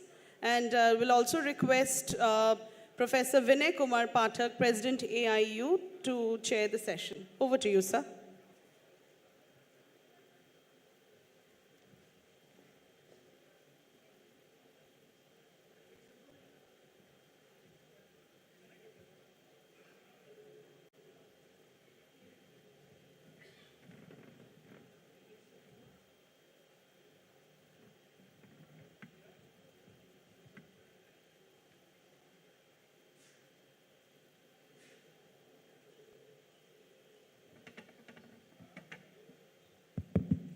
So thank you very much, and this is the last session.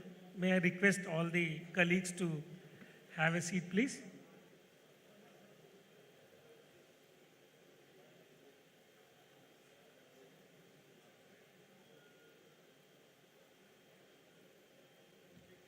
May I request the volunteers to request all our honorable members to come. I'll request all the liaison officers to kindly escort their honorable vice chancellors into the auditorium. We're about to begin the business session of Association of Indian Universities. I'd request all the liaison officers to kindly escort their honorable vice chancellors into the auditorium. So this is a business session, and only members are required to have in this session who are the members of this. Others people or others member will join the valedictory thing, because in the business.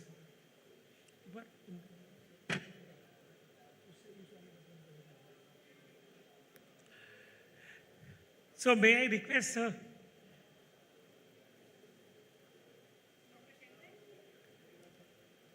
Dr. Shinde, please.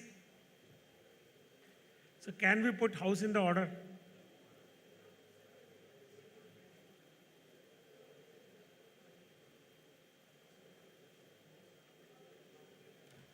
So we welcome all of you who are members of the Association of Indian Universities, and business session is primarily where we take feedbacks from all our honorable members. This is a centenary celebration year for AIU. AIU is completing, and AIU is completing 100 years. We have done a lot of activities which our Honorable Secretary General will tell you on the presentation.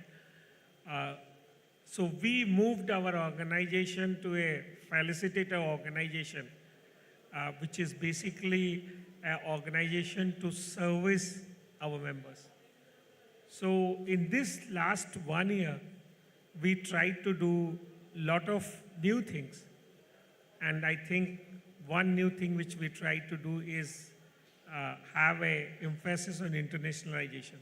So we launched INI, and INI is a famous platform now it is becoming. And we are trying to promote INI, and INI is doing a lot of international. We traveled across the world and have taken all the vice chancellors as the members for different delegations. We have also targeted the QS ranking, the NIRF ranking, and the accreditation also as a activity to help our institutions. So there are a lot of activities. This year also we have passed a landmark judgment or landmark resolution to take Autonomous College as also a member of our AIU, non-voting members. I think after this discussion, after this presentation, which will be a short presentation by the Secretary General, we will try to take maximum feedback from you. One thing, how to expand AIU. Second thing, what AIU should do more, which is the expectation of our honorable members.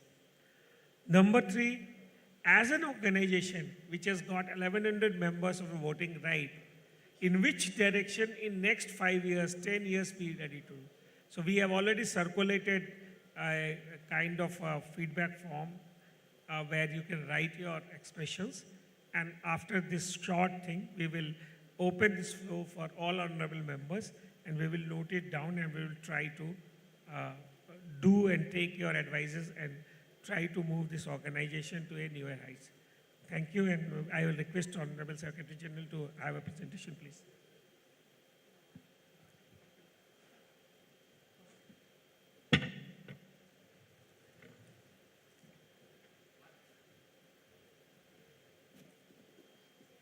So a very good morning to all of you. And I think the 2 days conference was a very, very refreshing conference. We learned a lot on equity, diversity, and sustainability. And since morning, we are talking of net zero campuses and how our universities can achieve net zero campuses.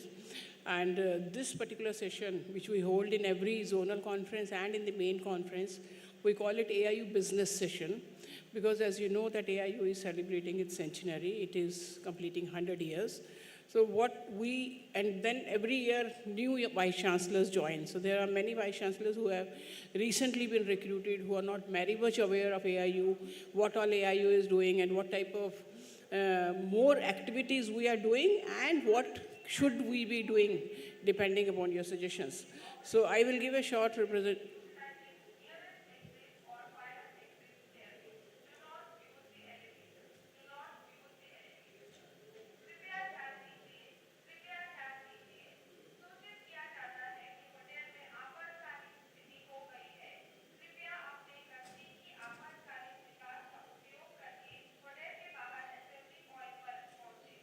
एक बारी check करो, what is the problem?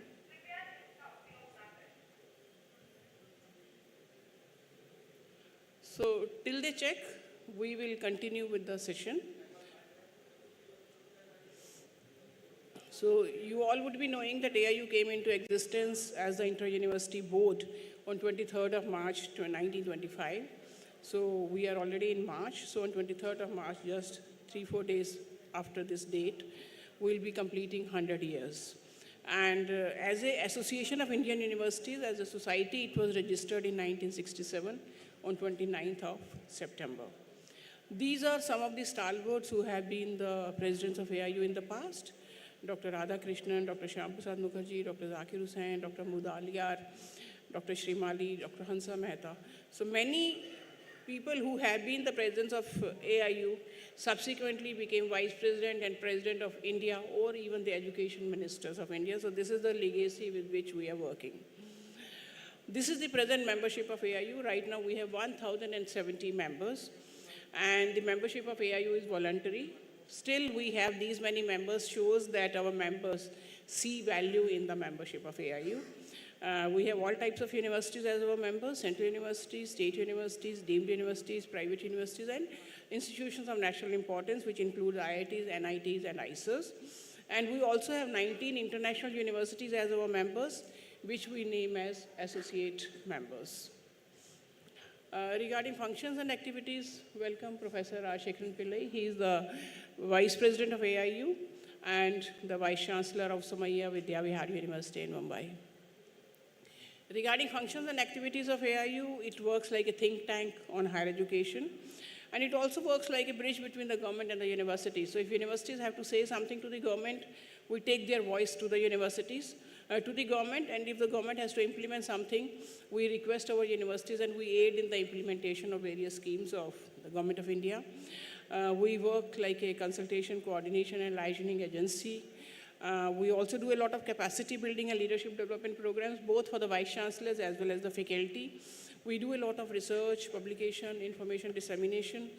Cultural activities and youth festivals are one of our mainstays: sports promotion, events, and championships. I'll come to each one of them one by one. And evaluation of and equivalence of degrees also we are doing. So coming to youth affairs, we do hold youth festivals at the international, Asian, and national and zonal level every year, and something like 20 youth festivals are held all over the country.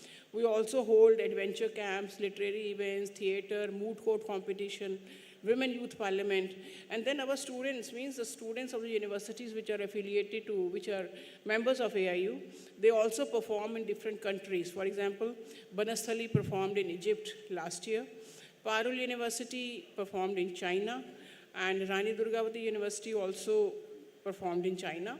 And then there's a 24th edition of Islamia International Folk for Art, which was held in Egypt. And Shenzhen International Folk Art Season was organized by China Mass Cultural Organization, where our universities participated. Recently, one delegation also went to Italy to perform. So our culture is being showcased in foreign countries on the AIU platform. These are some of the glimpses of our AIU cultural activities. These are the sporting events. We hold 128 events every year at the national and the zonal level. So far, we have held 4 Khelo India University Games, and all these games were inaugurated by the Honorable Prime Minister of India, Shri Narendra Modi ji. We also contribute in the Olympics in the sense that in the Tokyo Olympics, 40 Olympians who participated in Tokyo Olympics were from the university sector, means they were prepared from the AIU sporting competitions. We also held World University Games shooting in Manav Rachna. For the first time, we held the World University Games. And Indian-Australian university cricket match. This was very interesting. A combined university team of India and a combined university team of Australia played a cricket match in Bombay and Bhubaneswar. And World University Games in Chengdu, we won 26 medals. This is for the first time, and this fact was also tweeted by the Honorable Prime Minister from the floor of the House and also on their Twitter handle. The 26 medals, and India's overall tally position was 7. So these are the number of medals, and this is the tweet of the Honorable Prime Minister, that a sporting performance that will make every Indian proud. So at the 31st World University Games, Indian athletes returned with a record-breaking haul of 26 medals, our best performance ever. It included 11 gold, 5 silvers, and 10 bronzes. So this is World University Games. We also do the equivalence of foreign degrees with the Indian degrees. That is a mandate given to us by the Government of India. In addition to that, we do the equivalence of PG diploma and fellow program in management, which is awarded by non-degree institutions. to MBA and the PhD degree. And we are also mandated to do equivalence of school boards by the Ministry of Education. We have now made AIU portal in collaboration with InflibNet. They are doing our computerization. So now most of the activities of AIU are computerized, whether it is AIU equivalence portal, VC seniority portal. I'm sure all the vice chancellors must have filled in your seniority in the AIU VC seniority portal. We have AIU collaboration portal, youth affairs portal, and sports portal. And you must also have received the AIU handbook. It is a thick 4-volume book, almost 5,000 pages, which has been physically sent to every university. AIU handbook, which contains the details of every university, every program, every teacher of that particular university. This is the new portal which we are talking about, INHI, Indian Network for Internationalization of Higher Education. This is a portal to promote internationalization on our campuses. We know that the big universities are into internationalization anyways, but the smaller universities, Tier 2 and Tier 3 universities, they have an intent to do internationalization, but they don't know how to do it, how to go about it, whom to contact, how to contact, which type of partnerships can be forged. So to help these Tier 2 and Tier 3 universities, this portal is very, very important. So all the vice chancellors who are present here, please encourage your faculty, your university, your staff to become a member of INHI, because the membership is both individual as well as institutional. So if you become a member of INHI, you will get a lot of help from AIU on how to internationalize your own campuses in terms of student exchanges, say teacher exchanges, or joint degrees, dual degrees, or say setting up campuses abroad. So in many ways, we are helping our universities. These are the zonal meetings which we held in this particular year. That is mentioned in the inaugural session also. So these 5 meetings are, this is the last zonal meeting which we are holding in JIS University. And finally, we'll be having the final meeting in MET University, annual meeting. That will be somewhere in April or May. AIU Centenary Annual General Body Meeting will be held in. The topic will be Envisioning Future Higher Education, the Pivotal Role of India. Some of the new initiatives, internationalization, we have set up INHI, which I have just mentioned. We have MOUs with many international organizations, and recently we took a delegation to Spain, Taiwan, UK, and because of these delegations, like Dr. Suranjan Das was saying, that because of the delegation visit to Spain, they signed an MOU with the Spanish university. Taiwan, our Hari Singh Gaur University signed an MOU with the Taiwanese university because the VC went for this delegation. So if you prefer having, say, partnerships with foreign universities, do come and join our delegations. So we are taking delegations to good universities, and that help in forging research partnerships or, say, curriculum exchange or dual degrees, joint degrees between the universities. Edify Online is a project in which we are helping our universities to have international teachers, because international teacher enhances your NAC rating and NIRF ranking. So if you have international teachers, it is good for your universities, and through Edify Online, you can have international teachers at almost 1/5 of the cost.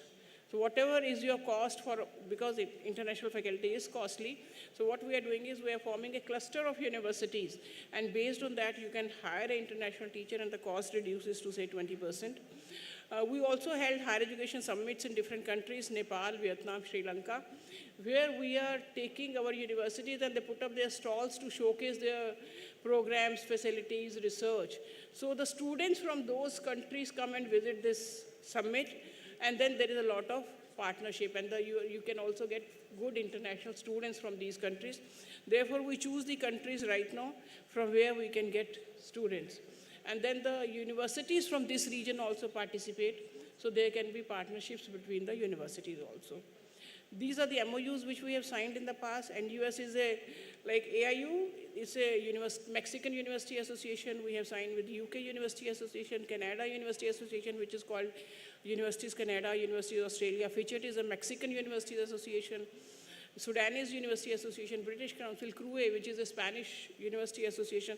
So we have a MOU with all these university associations. Recently, we signed with the Arab universities and African universities. So the purpose is that we can find an Indian partner and they can find a partner from that particular country, and the partnerships become easy. So if you want to contact any Arab university or Australian university or Canada university, do tell us. We will contact our partner and they will help you in getting the university from there.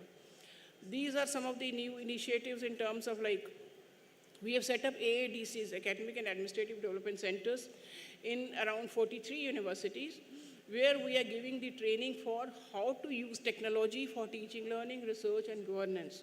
So these AADCs are becoming very, very popular, and the faculty is really, they are getting a lot of capacity building on how to use the technology. We are writing history of AIU of 100 years.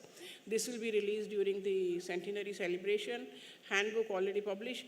On the centenary, we will also be releasing a AIU stamp. So the government of India is releasing a stamp on AIU on completion of 100 years, which will be released in the centenary celebration. We have digitized our library. Now it is e-library, thanks to Professor Pathak. He took a lot of interest in that. So now the resources of AIU can be seen through a e-library. AIU building has been renovated. We have a very good guest house. We have a conference hall. So if you want to have any meetings in Delhi, so these are available for you, and they are really good. We are also having AIU Centenary Lecture Series. Yesterday you heard Dr. Partha Chakravarti. That was one of the centenary lectures. We are also having AIU Coffee Table Book. And the sponsors which you see here, these sponsors' logos will be there in Coffee Table Book forever. Similarly, we are making a AIU film there. Also the logos of the universities would be there. So if you want your university to be represented there, you can still contact, because the book is still not published. It will take, say, around 10-15 days to be published. This is something which Dr. Pathak just mentioned, that in the last, in these 3-4 zonal meetings, we have been discussing about whether we should make autonomous colleges as our associate members without voting rights. And then we held a special general body meeting in which everybody said that yes, we should make them a associate member of AIU, because they need a lot of hand-holding, they need a lot of capacity building, because eventually, as per national education policy, they will be the ones who will be awarding degree. They'll become degree awarding institutions. So therefore, they need a lot of hand-holding. So if we make them a member, we can help them a lot. So this is now approved. Now we will have associate members, autonomous colleges as our associate members. These are some of the publications of AIU. You all must have received them. If you feel something you have not received, do let us know. We can send you a copy. These are also some more. One is on SDGs, also like building a sustainable future. How can the universities help in achieving the SDG goals? We have a members directory. This was on national education policy, how to implement NEP, how to reimagine Indian universities. So many, many publications are there from AIU, which are worth, and everybody likes these publications a lot. Thank you very much. Thanks for the patient hearing. Thank you. Thank you, Dr. Mittal, for such an elaborative and a report card which has been put in front of our honorable members. Before we start this session, we have got our honorable Vice President, and I think he is one of the senior most professor. And so sir is not going to speak anything, but we have Professor Pillai sir, who will be taking charge as a president in some 3 more months, I think from 1st of July. So let us start with the session of taking the suggestions from all the members. So we request you that 3-4 ideas we have is, number 1, how to expand AIU, what AIU should do more in terms of doing things, how we can support more of it. Shivam or Vijay, you can please pass the mic, or any volunteers can be there. We will note it down, please. So all of you can introduce whoever wants to speak, and then we can.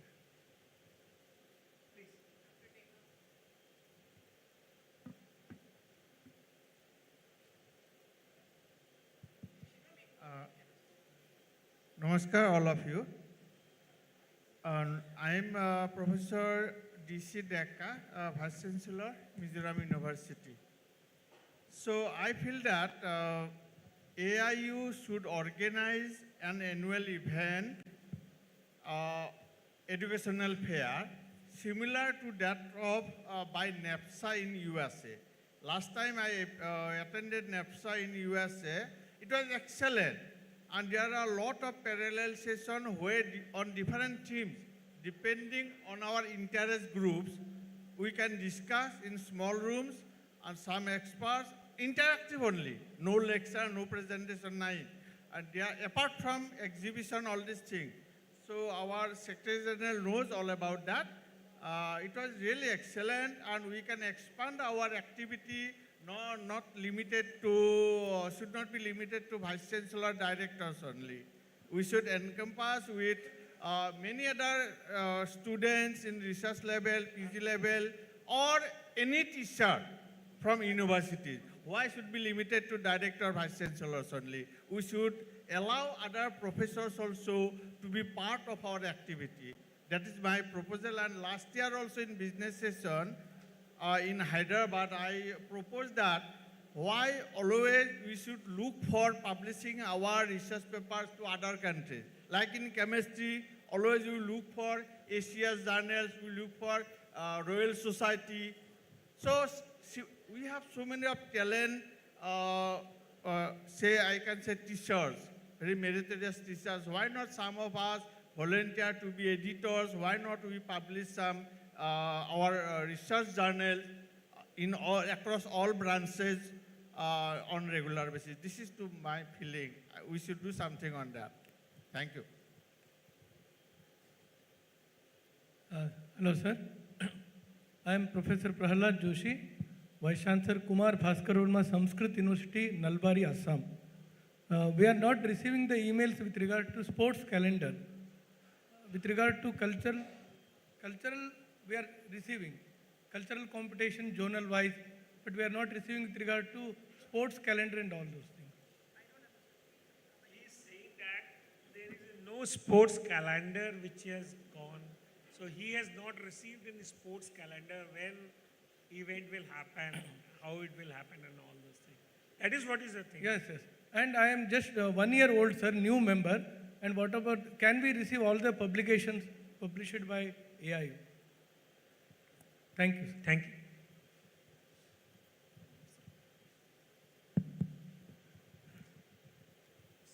Sir is here. Yes, please. Thank you, sir and ma'am, for your fantastic deliberation on the business session. Yesterday we had a very enlightening presentation on QS ranking.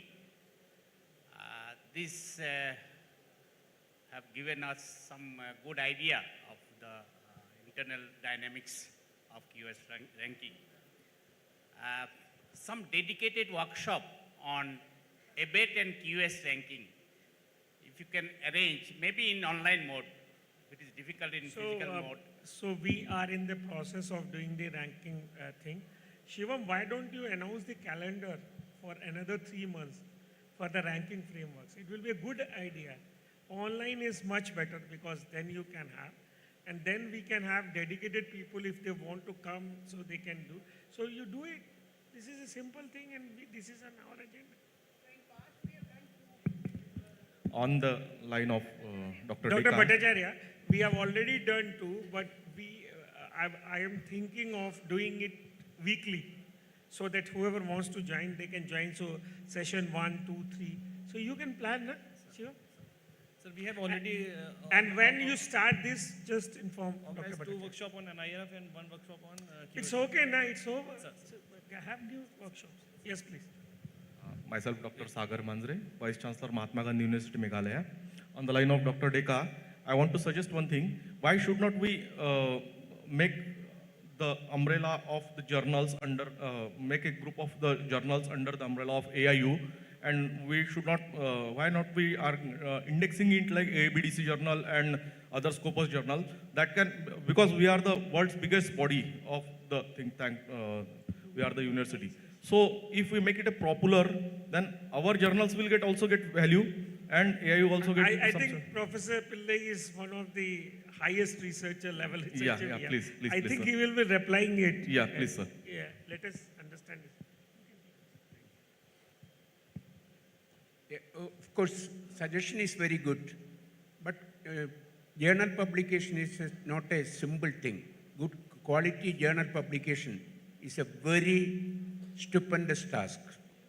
and there is lot of competition. You might have seen even several journals like Chemical Society journals, Royal Society journals, these things are being purchased by private publishers. For example, Springer Nature, you have seen Springer, large number of journals were with Springer.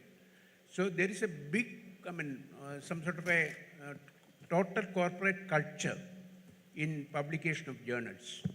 Definitely it is good to have a good journals from our side because we have a large number of institutions. But the best thing is we create subject-specific groups in AU. Because now we are all talking about vice chancellors and all that, definitely. But we are leading universities. We are leading teachers. We are facilitating teachers' research. And therefore, of course, just as sports and cultural activities, if we can have subject-specific groups, very eminent, maybe 10, 15 people for each subject, major subjects, identify such groups and then conduct very focused activities, discussion meetings, not a big mela-like thing, discussion meetings, just like the national academies are doing. National academies are doing lot of discussion meetings. They just invite maybe 10, 15 people in that particular area, conduct a discussion meeting, and this discussion meeting is open to research scholars, everything. Several universities, for example, we can apply to them and then we get it. And therefore, this I have been suggesting ever since I have been Vice Chancellor in Mahatma Gandhi University. If the AU can just look at subject-specific committees and then organize at least one discussion meeting, not big conferences, inviting papers, posters, nothing of the sort. Identify 10 or 15 people, very top people who are doing research in that area, arrange discussion meetings. It's called discussion meetings. If you just look at the Indian Academy of Sciences calendar or Indian Academy of Sciences, you will see a large number of discussion meetings. Many of these discussion meetings are also paving the way of creating a core area of researchers in the university. Because in all our institutions, we have individuals working, coming up in a very big way. Today, USTM Sharma is there, Professor Sharma. Today, USTM mentioned about nature index. One of the teacher in physics has come out with good publications, and therefore in the nature index they have come up very well. So there are individual researchers in every. Of course, I got the mail today. That's why I am referring to that. There are such individual researchers in each subject in our area, and then identify 10 of them from different universities in one subject. Identify another 10 of them in different subjects. Let this committee be there. Let them think about journals. Let them think about publications. But I will not definitely subscribe for starting a journal because competition is very high, and it will be difficult for us to. For example, CSIR journal, some of the Indian Academy journal is being now. It is what is it? Another private publisher. They have taken one of the Indian Academy of Science journal. That's the fate of the journal publication. Not only in India, all over the world. Sir, as UGC discontinued this UGC care list, so I am just suggesting that AI should prepare such kind of list of reputed journals from our universities, which we are publishing, and you should recognize that on the line of that AI UGC care list journal. I think we have understood what you have told. We have noted it down. Yes, sir, please. Sir. Yes, sir. Please, any other suggestion? Yes, sir. I am Professor Dhanapati Dekar. I am the Vice Chancellor of Bhattadev University, Assam. Actually, my university is a very new on the sense that it is upgraded from the state colleges to a state university.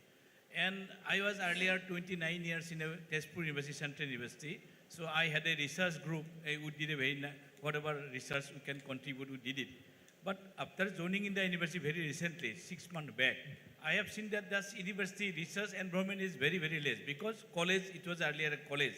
So we have organized research conclave and research workshop also. But my queries is that whether is there any Sanchez from the AIU that some workshop or online or offline can be organized to encourage the faculties members of the university. So we have noted it down. It's a very good suggestion. And as Professor Pillai sir has also told that we have to have those discussions, meeting, research things. Still, this is one of our shortcomings at AIU that we have, although we have got a big research division, but we have not spoken so much about the new research ideas and to the new cutting edge researches which are happening in the world in the terms of discussion meeting. And that's what you suggested. And this is a high time. We will again discuss and we will note it down, Shiva, those people, and I think the Professor Pillai will strive and drive for this kind of thing. This is actually the need of the hour. Thank you very much for your wonderful suggestion. Sir, please. He is actually in the starting. Good morning. I'm Dr. Tejum Padu from Northeast Frontier Technical University, Arunachal Pradesh. My suggestion is that PPT may be allowed to be presented on the best practices of some of the universities in such meet. That will help us to gather more knowledge how other universities are also. So I think we've requested for posters and we are giving awards also. Have you seen those posters outside? Yeah, I've seen that. So we are trying, and I think we started just in the last 2-3 conferences to have those kind of things. But one important thing is what Professor Pillai was also saying, that we can also increase best practices and maybe best researches from that thing. So we can have 2 poster competitions. So that we will look into those things. Thank you. Thank you. Sir, please. I am from Rajiv Gandhi University, Itanagar, Arunachal Pradesh. Particularly in NEP 2020, So we are not able to hear, sir. there is some idea related with multiple entry and multiple exit. Now all universities, they are comfortable with multiple exit program, they have. But when we talk about multiple entry, many universities are reluctant to give admission to the students, those who have exited from other universities. So that way, AIU can play a significant role by forming some cluster in certain regional specific way, such that this particular aspect of NEP is implemented all over India. Thank you. So your question about multiple entry exits have to be looked upon actually very seriously, because Yes. it differs from the university to university. Yes. And when the questions of multiple entry comes, because we have worked in the open universities, sir has been also there. So there was a lot of, because the open system, this has come in NEP just now, but I think the open system is striving it for years to so it depends on the equivalence kind of a thing, that if you want to have multi, so we cannot have a vanilla solution for the problem. Actually, we should have the specialized solution. You wanted to comment? Yes. Actually, multiple entry and multiple, of course, multiple exit also. One thing is very important. It is not enough that we provide opportunities for exiting, but that qualification which they are getting, intermittent qualification, that has to be, we have to work with the public service commissions and all these things. And what is the job equivalent? For example, what is the it should be prescribed for certain jobs. We have to prescribe it. And that you have to work with the public service commissions, whether it be Union Public Service Commission or State Public Service Commission, we have to work with them. Only when that qualification is equated to the job qualification requirements of a particular job, the real exit will happen. That's about exit. But you are mentioning about entry. Multiple entry and multiple entry will also happen. They will have to go to another institution.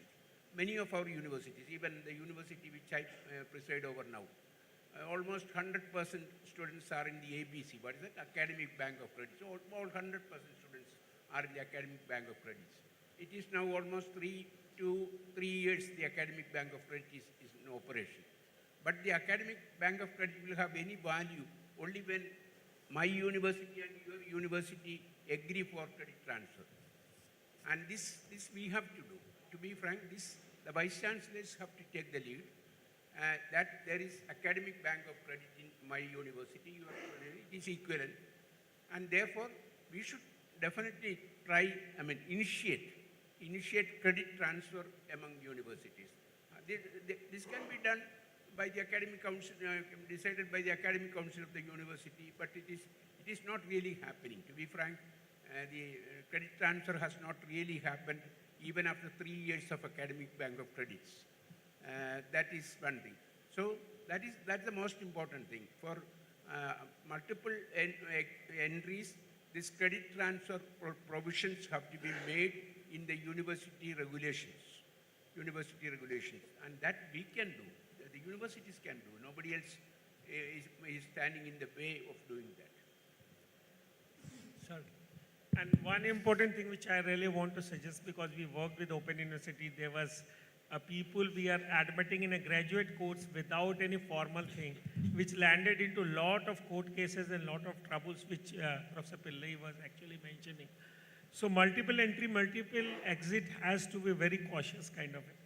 It is a good word, it's a good slogan, but when it comes to the universities, it has to be well thinned, because that has got regulations, and later that turns into a lot of legal complications.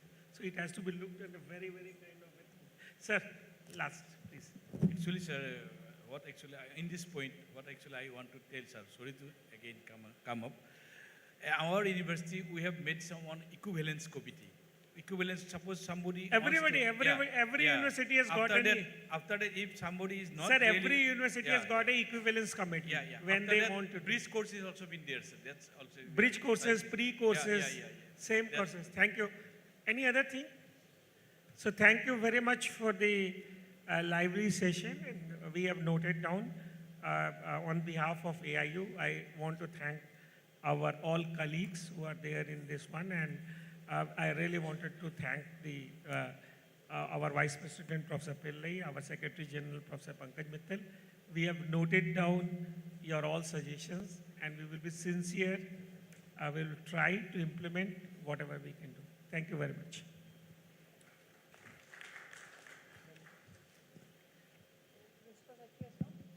Vijay, valedictory.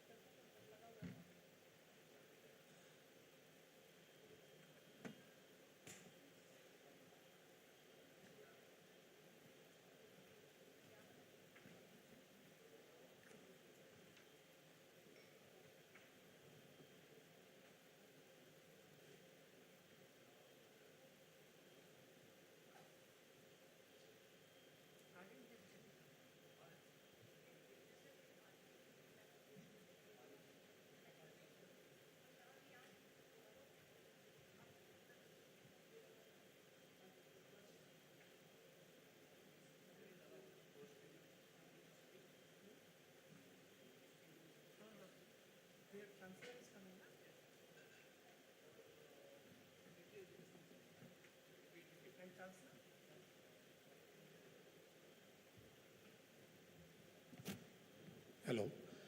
We want to just invite to MIT, Pune University. They are the partner of the AIU Central Celebration. Only 3 minutes.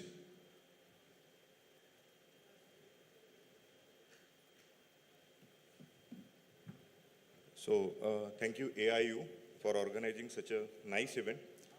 MIT ADT University is Art, Design and Technology University, which is established in the land of Raj Kapoor's renowned actor.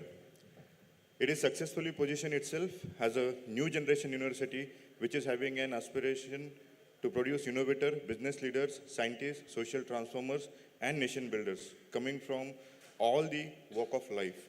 MIT ADT University has been taking holistic approach towards imparting education wherein the students are being motivated to build a complete winning personality that is physically fit, intellectually sharp, mentally alert, and spiritually elevated. The students are being encouraged to participate in yoga, meditation, physical training, spiritual elevation, communication skills, and other personality development programs. So we have total 17 institutions in MIT ADT University, 145 acres of huge campus. So I ask the team to play one Today's video world about our economy university. is driven by innovation-led entrepreneurship. The Indian youth aspires to take up this challenge and contribute to India's GDP. MIT, Art, Design and Technology University, Pune is a place for such aspiring innovators and entrepreneurs.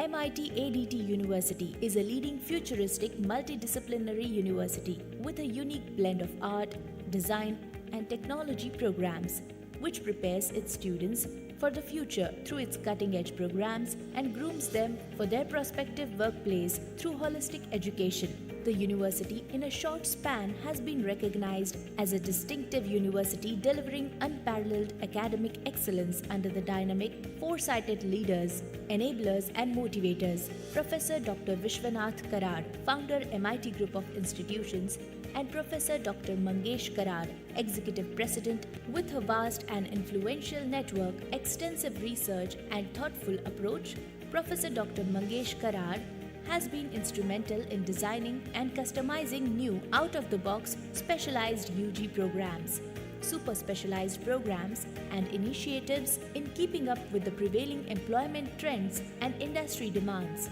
Engineering education at the university, along with the usual engineering branches, offers myriads of specialization like AI, blockchain, cybersecurity and forensics, cloud computing, aerospace, robotics, bioengineering, food technology, marine engineering, and nautical science, to name a few. MIT School of Holistic Development transforms students into winning personalities, inculcating in them resilience to face the challenges of the globalized world. Thus, performing and creative arts, communication skills, physical fitness, foreign languages, literature, intercultural studies, seva, spiritual and value education are integral parts of the curriculum. MIT School of Corporate Innovation and Leadership offers bridge courses in professional, soft skills, behavioral skills, employability enhancement skills, quantitative aptitude, logical reasoning, and verbal ability based on industry requirements. Center of Research and Innovation for Young Aspirants, CRIA, has been established with an intention to cultivate scientific temper among students by motivating them to understand and innovate in science, technology, engineering, arts, and design. Semester-wise project-based learning is adopted in the university, and every year, best projects or ideas are selected and developed into products for commercialization at this center. Majorly considering the need to usher India in entrepreneurship, MIT ADT University took a lead and established Atal Incubation Center on the campus and is the first state-private university in Maharashtra to have recognition from Niti Aayog, Government of India. The university has not only positively embraced technologies that drive Industry 4.0, including AI and robotics, but also redesigned the centuries-old model of education for the benefit of students, faculty, and staff by adopting digital transformation right from admission process to ERP system. The university was among the first few ones to conduct proctored examinations and declared results on time for students' benefit. MIT ADT University is admitted to embarking on the journey of empowering its students to lead a meaningful and fulfilling life through an inclination for innovation, having a temperament of compassion for the world around and a passion to become risk-takers, entrepreneurs, by remaining deeply rooted in human values.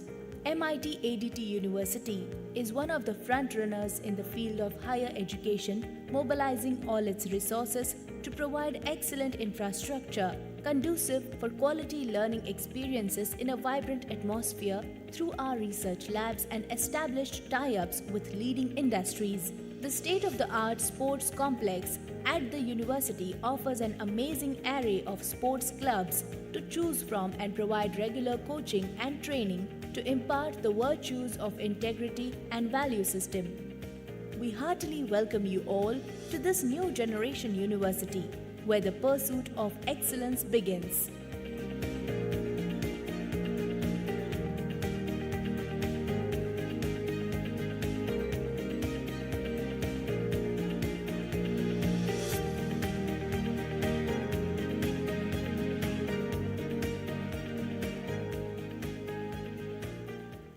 So I, Professor Suresh Kapre, on behalf of my Executive President, Dr. Mangesh Karad, our Vice Chancellor, Dr. Rajesh S., I thank you, AIU, for organizing such a nice event, and we are happy to be a partner with the AIU. We are supporting all the activities. Thank you so much.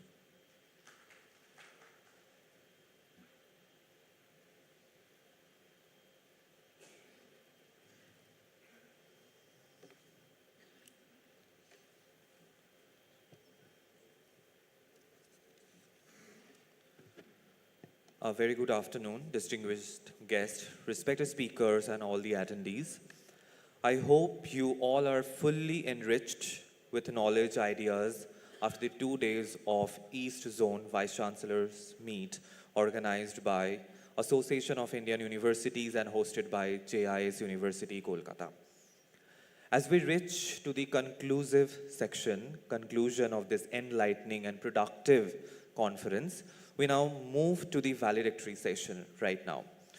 We are truly privileged and deeply honored to have today the distinguished dignitaries who have greatly contributed to the field of education.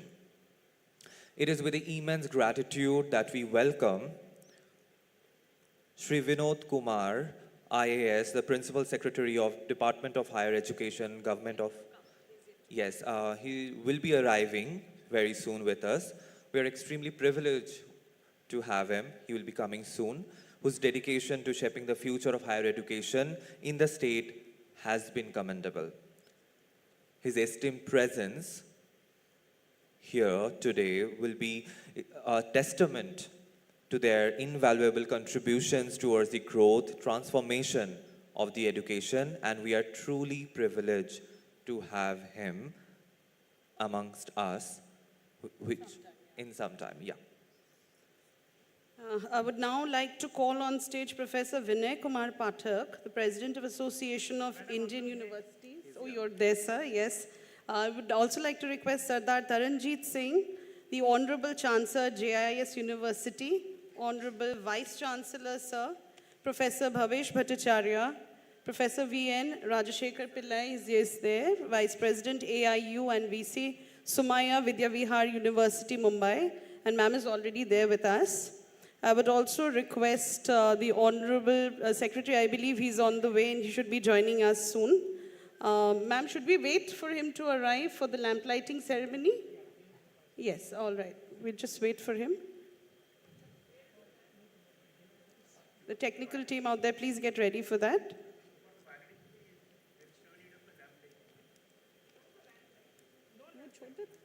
Right. All right, we'll have the felicitation. Shako, sir, if you can just carry on with that. Ladies and gentlemen, it is now the time to extend a warm and heartfelt welcome to the dignitaries on the dais and our guest, the chief guest who will be arriving very soon, as a token of our respect and the appreciation for the invaluable presence. So I'll request our Chancellor, sir, Honorable Chancellor, Sardar Taranjeet Singh, to felicitate Professor Vinay Kumar Pathak, President of AIU and Vice Chancellor of CSJM University.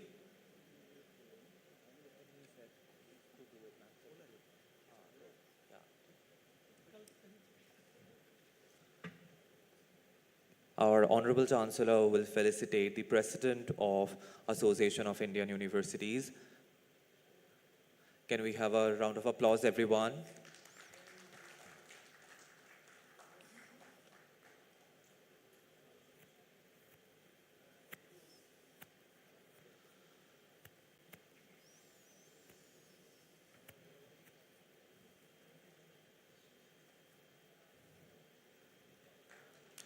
Thank you so much, sir, for doing the honor. Now is the time to felicitate our Honorable Chancellor, Sardar Taranjit Singh, but the felicitation will be presented to him by our Honorable Vice Chancellor, Professor Bhobesh Bhattacharya.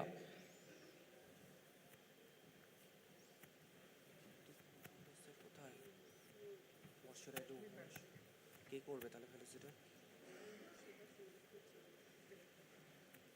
not on the stage.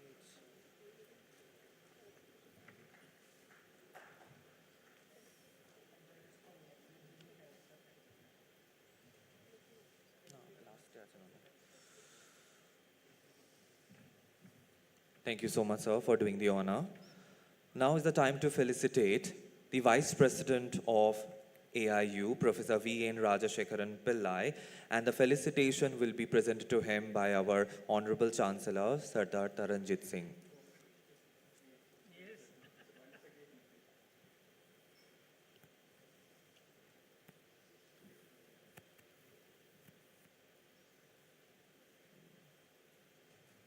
Can we have a round of applause, everyone?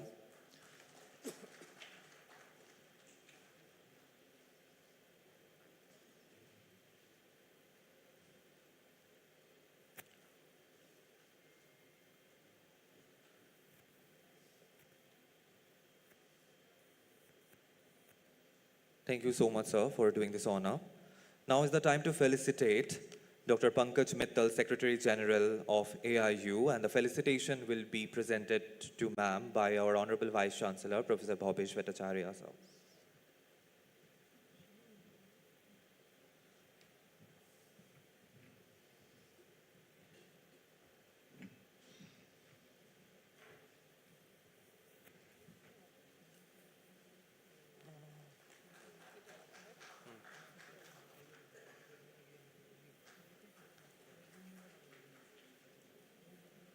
Thank you.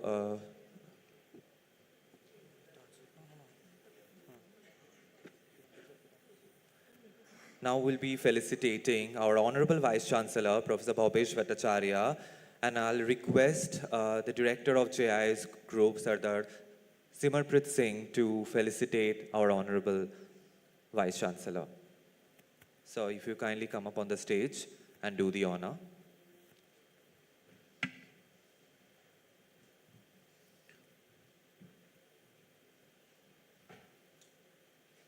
Can we all have a big round of applause, everyone?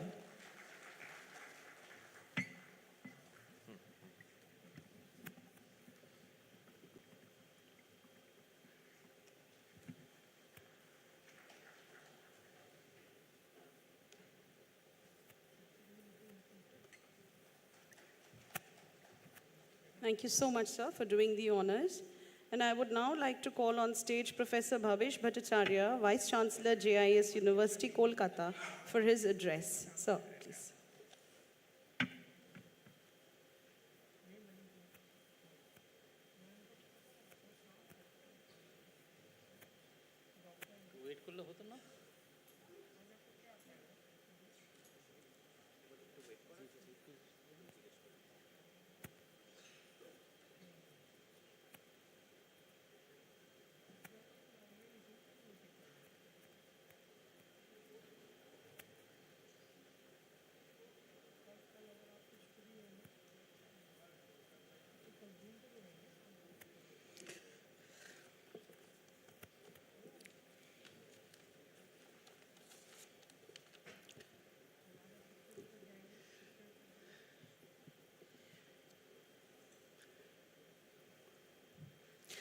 Namaskar.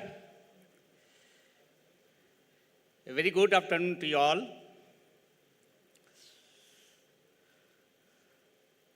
The chief guest for this valedictory session, whom we are expecting soon,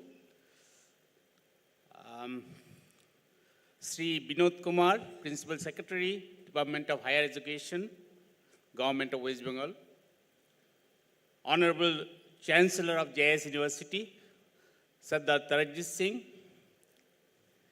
esteemed dignitaries from AIU on the dais, Honorable Vice Chancellors present in this valedictory session, distinguished guests, members of the press and media, other esteemed participants present of the dais. Respected participants, we stand today in this valedictory session with the satisfaction of having fruitful deliberations on some of the very pertinent domains related to higher education.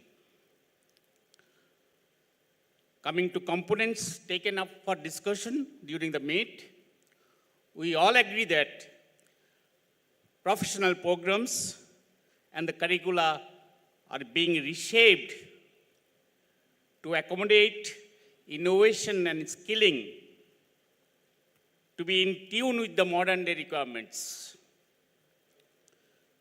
Similarly, the processes of ranking and assessment are evolving in this country to bring in credibility and objectivity in its implementation process. This platform was fortunate to have some of the policymakers to educate us on these issues.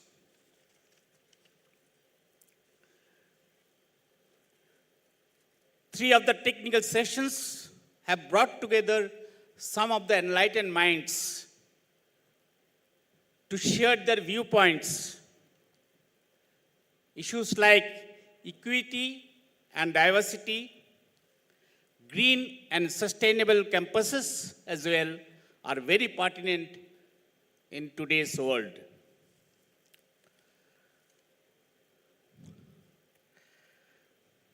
Dear colleagues and seniors, there are many challenges confronting our academic community of today. Some of these were highlighted by one of the eminent speakers in yesterday's deliberation. We are unable to extract enough respect from our disciples like our teachers used to do. There are a few other disturbing issues hurting the standing of this community. As a humble stakeholder of this system, I concede that we need to go to the drawing board and introspect for a course correction. Forums like this additionally provide opportunity for us to look inwards. Friends, yesterday, through an extended presentation of our Honorable Governor, I was enthused to hear that for a teacher, the primary priority is student, the secondary priority is student, and the tertiary priority is student. Our obligation to the student community is another aspect we need to look into. Whether we are doing enough to transmit the right values to student through our acts. When it comes to safeguarding the credibility of our academic system, we need to stand together and believe that the essence of leadership is sometimes in saying no and not saying yes. These 2 days have brought together academic minds with torrents of ideas and shared wealth of experience and wisdom. I hope a platform like this will continue to be one for exchange of thought, collaboration, interconnectivity, and lasting association. I wish to extend gratitude to AIU for the efforts they have put in for arranging amazing galaxy of guest speakers for the kind of theme and sub-themes. It was a privilege and honor from the university side to have an opportunity for hosting such eminent academicians from different parts of the state, from East Zone and outside. I'm sure all of us would return to our campuses with additional impetus for nation building through our contribution to higher education. Thank you. Thank you again.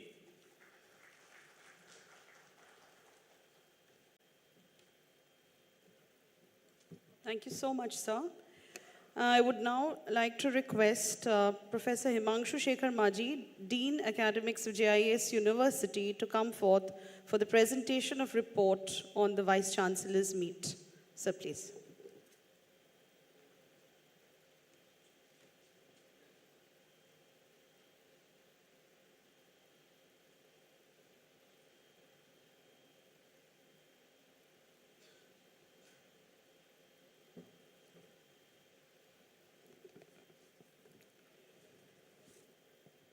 Ladies and gentlemen, esteemed Vice Chancellors and distinguished guests, it's a great privilege and honor to stand before you today at this esteemed gathering of Association of Indian Universities as we come together to celebrate our shared commitment to higher education, knowledge and innovation.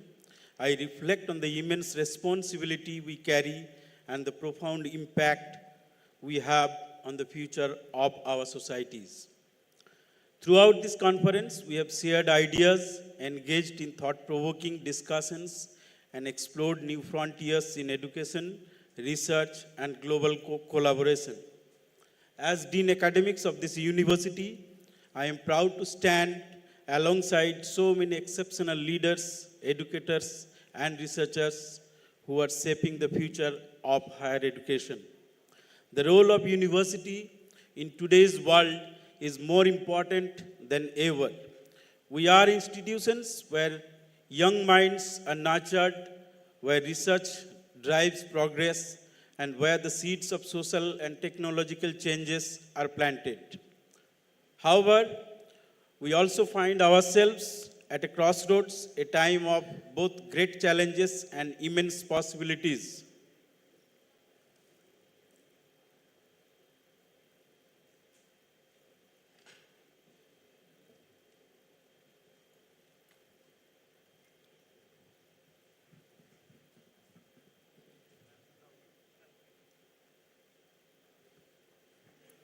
The world is changing rapidly, and the role of universities in fostering sustainable development, addressing global challenges, and preparing future leaders cannot be overstated.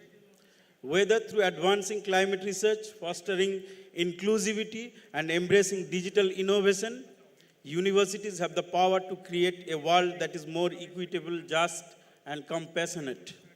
It is vital that we remain steadfast in our commitment to excellence in teaching, learning, and research. But equally important is our responsibility to ensure that higher education is accessible, inclusive, and relevant to the needs of the diverse communities that we serve. We must continue to break down barriers, whether they be economic, geographical, or social, to provide opportunities for all students to succeed. The East Zone Vice Chancellors Meet 2024-25 of the Association of Indian Universities was hosted by JIS University, Kolkata on 18th and 19th of March 2025. The theme of the meet was Equity, Diversity and Sustainability. The meet was graced by Honorable Governor of West Bengal, Dr. C.V. Ananda Bose, as the chief guest at the inaugural session. Dr. Mrs. Pankaj Mittal, Honorable Secretary General of AIU, emphasized the historic significance of this conference held in the centenary year of AIU. Established in 1925, AIU has grown into the largest university association in the world with 1,070 members institutions spanning central, state, and private universities. As a key advocate for higher education, it serves as a bridge between universities and the government of India, ensuring a collective voice in shaping policies. Madam highlighted the theme of this year's conference, equity, diversity, and sustainability, as a guiding vision for the future of higher education. Professor Binay Kumar Pathak, President AIU and Vice Chancellor CSJM University, in his presidential address emphasized that the theme of the equity, diversity, and sustainability must be rooted in India's own rich traditions rather than being imported from the West. Our ancient texts and philosophies have long upheld these values, and now is the time for us to work diligently and implement them in our own way. In the fourth AIU centenary lecture, Professor Parthaputim Chakraborty, former director of IIT Kharagpur, delivered an insightful talk on machine learning and its transformative impact on knowledge and education. He emphasized on how artificial intelligence is reshaping the way we acquire, process, and apply knowledge, urging higher educational institutions to adapt to this evolving paradigm. His Excellency, Dr. C.V. Ananda Bose, Honorable Governor of West Bengal, in his inaugural speech, appreciated the joint effort of the AIU and JIS University, Kolkata to organize AIU East Zone Vice Chancellors Meet 24-25. He emphasized that the role of a Vice Chancellor is one of the most esteemed and transformative positions in academia. He stated that the Vice Chancellors are not merely administrators, they are visionaries, nation builders, and the guiding force behind the intellectual and moral development of the society. He mentioned that a Vice Chancellor's leadership is instrumental in shaping the course of higher education and steering the future of the nation. He highlighted the unparalleled respect and responsibility that Indian society entrusts to Vice Chancellors, recognizing them as the architects and institutions that mold leaders, innovators, and thinkers. We have started with the session on innovation, skilling, ranking, and assessment. The session was chaired by Professor Binay Kumar Pathak, President AIU, co-chaired by Madam Mittal.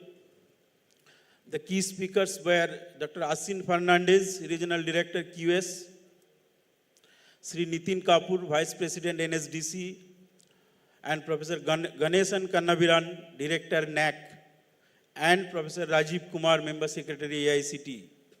The key recommendations that we received from the sessions are: higher education institutions should align curricula with industry needs, focusing on digital skills, sustainability, and AI to bridge the gap between education and workforce readiness. Both public and private sectors must invest more in research, technology, and green innovation to boost India's global competitiveness and economic transformation. Partnerships between universities and industries should be fostered to ensure graduates are job ready and equipped with latest market-driven skills. To ensure India's workforce remain competitive in the global economy, there must be a stronger integration between academic institutions and industry-driven skill development. This can be achieved by expanding partnership between NSDC, institutions of national importance, and industries to align education with evolving market demands, fostering continuous upskilling, and enhancing workforce adaptability. To enhance the quality and transparency of institutional assessment, NAC should prioritize the adoption of maturity-based graded level. This progressive, outcome-oriented, and technology-driven framework will ensure fair evaluations, recognize institutional diversity, and align accreditation standards with global benchmark, fostering continuous quality enhancement in higher education. In the first technical session, entitled Incorporating IKS in Curriculum and Pedagogy. The session was chaired by Sri Raj Nehru, Officer on Special Duty to Chief Minister, Government of Haryana. The key takeaways of the session was academic curricula should allocate at least 5% of the course credits to students' field of study while ensuring use of authentic sources. Additionally, institutions should integrate Indian knowledge system through internship, apprenticeship, encourage interdisciplinary collaboration, and incentive faculty engagement in cross-disciplinary research to foster meaningful integration of traditional knowledge with modern education. Indian knowledge system should be thoughtfully integrated into higher education through research, linguistic revival, interdisciplinary collaboration, institutional support, ensuring a structured evidence-based approach while preserving classical languages as the foundation of ancient wisdom.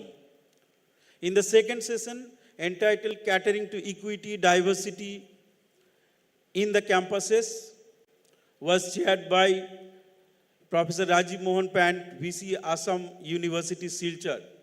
And the key recommendations made in the session were the education system must move beyond equality to equity, providing targeted support for marginalized students to level the playing field.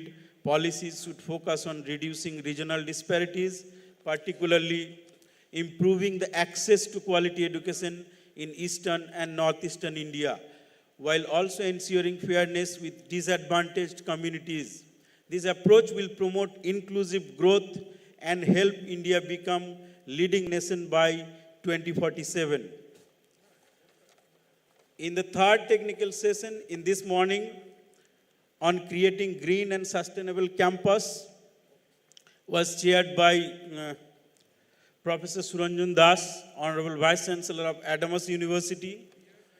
And the key takeaways of the session were institutions should adopt environmental, social, and governance principles to align with the global sustainability goals by developing a sustainable eco-structure that includes clean and renewable green building, water conservation, and rainwater harvesting.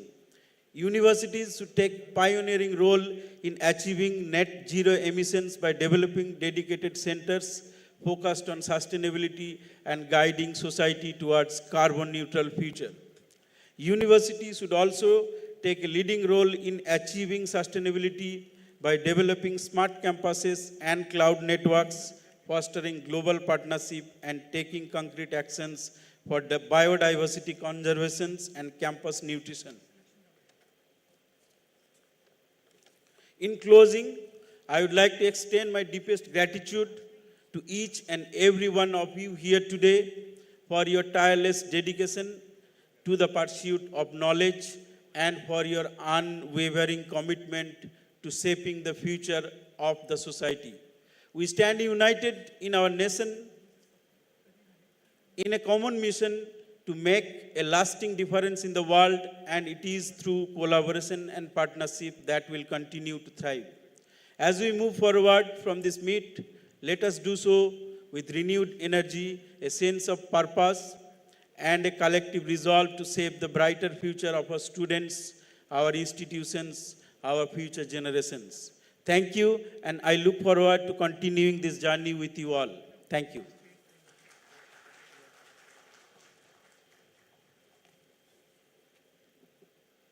Thank you so much, sir, for the report you have presented. Now I'm very much thrilled to announce that our guest of honor, Shri Vinod Kumar, IAS, Principal Secretary of Department of Higher Education, West Bengal, has already arrived, and his presence on the stage make the dais more luminous. So I would like to take the opportunity to felicitate him. I'll request the President of AIU, Professor Vinay Kumar Pathak, to felicitate our guest of honor, Shri Vinod Kumar. So, please come.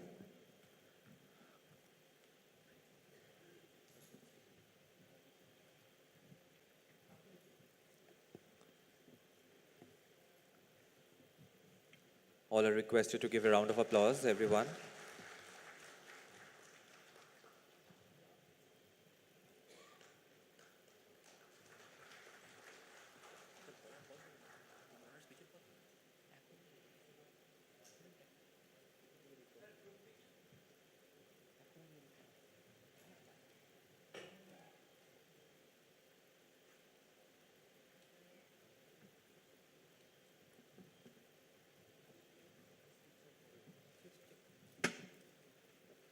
Thank you so much, sir,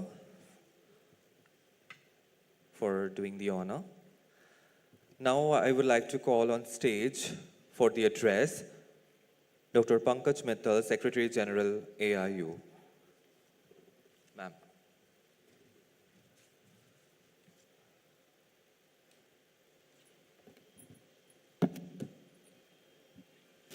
A very good afternoon to you. The chief guest of today's valedictory function, Shri Vinod Kumar ji, Principal Secretary, Higher Education, the Government of West Bengal. The Honorable President of AIU, Professor Vinay Kumar Pathak ji. The Honorable Chancellor of the University, Sardar Taranjit Singh ji, who has been very, very cordial and very, very felicitative for the AIU. Dr. Rajshekharan Pillai, the Vice President of AIU. Dr. Bhattacharya, the Vice Chancellor of the university. All the esteemed Vice Chancellors who have joined from various places all over the eastern zone of the AIU. The JIS team, faculty members and the entire team, I have seen a lot of shadows who are sitting here, many faculty members and the entire team who was working for this particular conference. The AIU officers and the entire team who is working for this conference, a very good afternoon to all of you and welcome to the valedictory session. At the outset, I would like to thank JIS University not only for hosting this conference, but hosting it very, very efficiently, meticulously, and in a very, very magnanimous manner. So right from the Chancellor to the Chancellor's son and the Vice Chancellor and the Registrar and all the faculty members, we all are very, very appreciative the way the conference has been held, the way the sessions were held, the rapporteurs, the way the report was read just now, and the masters of ceremony, these two people standing there who were coordinating the conference since beginning. A lot of changes in the program were there, but they were keeping up to it. So thank you very much, and thanks to JIS once again, and thanks to all the Vice Chancellors who have been sitting here throughout. I mean, this is a conference where we didn't see people missing out. Normally people go out and then come again, but here I saw most of the Vice Chancellors were present throughout most of the sessions, so thanks to each one of you. And also thanks to our President, Professor Vinay Pathak, our Vice President, Professor Rajshekharan Pillai, our officers, Dr. Alok Mishra is there, Shivam is there, and Vijender is there. They have been also working very hard to make this conference very, very successful, so thanks to all of them. When we talk of a conference of this magnitude, there are many takeaways. And this is our fifth and the last zonal conference of the centenary year. And in all the conferences, we had many takeaways. This particular conference was on equity, diversity, and sustainability. We had many takeaways from this conference. So just 10 takeaways I will mention in brief in, say, 3-4 minutes, so that we are sure that what we gained out of this conference. So first session was on IKS, means Indian Knowledge System. And the message was that the Indian knowledge system cannot be taught to the students in a standalone manner by having a separate course on IKS. This has to be integrated in each and every curriculum, in each and every course, so that the students know what our, say, traditional knowledge systems were. And many a times the researches are attributed to foreign researchers, which were actually done much prior to then by the Indian philosophers and scientists. So how to integrate IKS in every curriculum, and I suppose BHU, IIT BHU, Dr. Ramanathan was there. I don't know whether he's here today or not, but they have done a lot of work in this area. So I have spoken to him, and we will be sort of transmitting it to the university, that how you can integrate IKS in the curriculum of every course. Second, not only the curriculum, IKS has to be learned through internships, apprenticeship, and we have to encourage interdisciplinary collaboration. So we can have internships, and the National Education Policy itself says that in every course, in every program, there should be an internship in every semester. So normally we are sending people for internship, students for internship to industries or companies, but we can also send them for internships or apprenticeship in the field of IKS, and that will be very, very beneficial. Third, if we really want to promote IKS, it's not that we should only concentrate on the students. We should also concentrate on the faculty. And faculty should be incentivized for using AI, for engaging, for using IKS either in technology, either in teaching or research. So unless we incentivize faculty, it will not be promoted further. And the new regulations of UGC do mention that there are 9 aspects mentioned. So one of the aspects is that if the faculty is using IKS, they will be incentivized. So that is very important. And then promoting research on IKS. It's not only teaching, we have to promote research on IKS.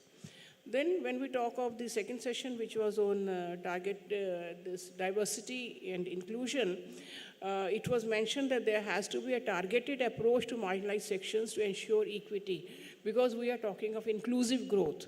So inclusive growth can only be there when we are giving due emphasis to all the marginalized sections, whether it is based on caste, color, greed, richness, poorness, physical disability, or differently able, as we say. So each and every marginalized section has to have a targeted approach. Then only we can ensure inclusive growth. And there was a very strong emphasis by Dr. Murthy on gender inclusion.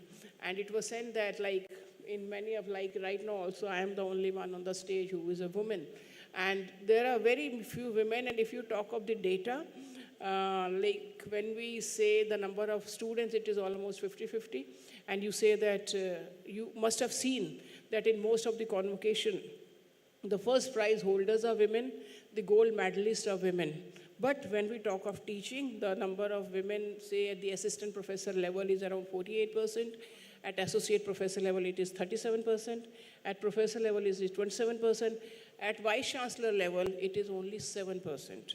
We have around 11 to 1200 universities in the country, and the number of VCs, women VCs, is only 80, so around 7%. So where do all these gold medalists go? Where do all these rank holders go when they are winning so many positions?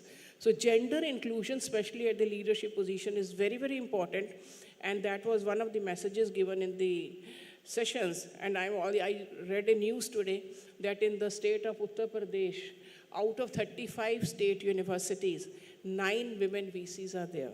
So at least UP is taking a lead in appointing more women VCs, around 25% of them, whereas the national average is around 7%.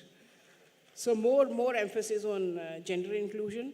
Then in today's session, we spoke about SDGs and green campuses and net zero campuses. Dr. Shinde spoke about 2 important SDGs, SDG 7, which relates to affordable and clean energy, and SDG 13, which relates to climate change.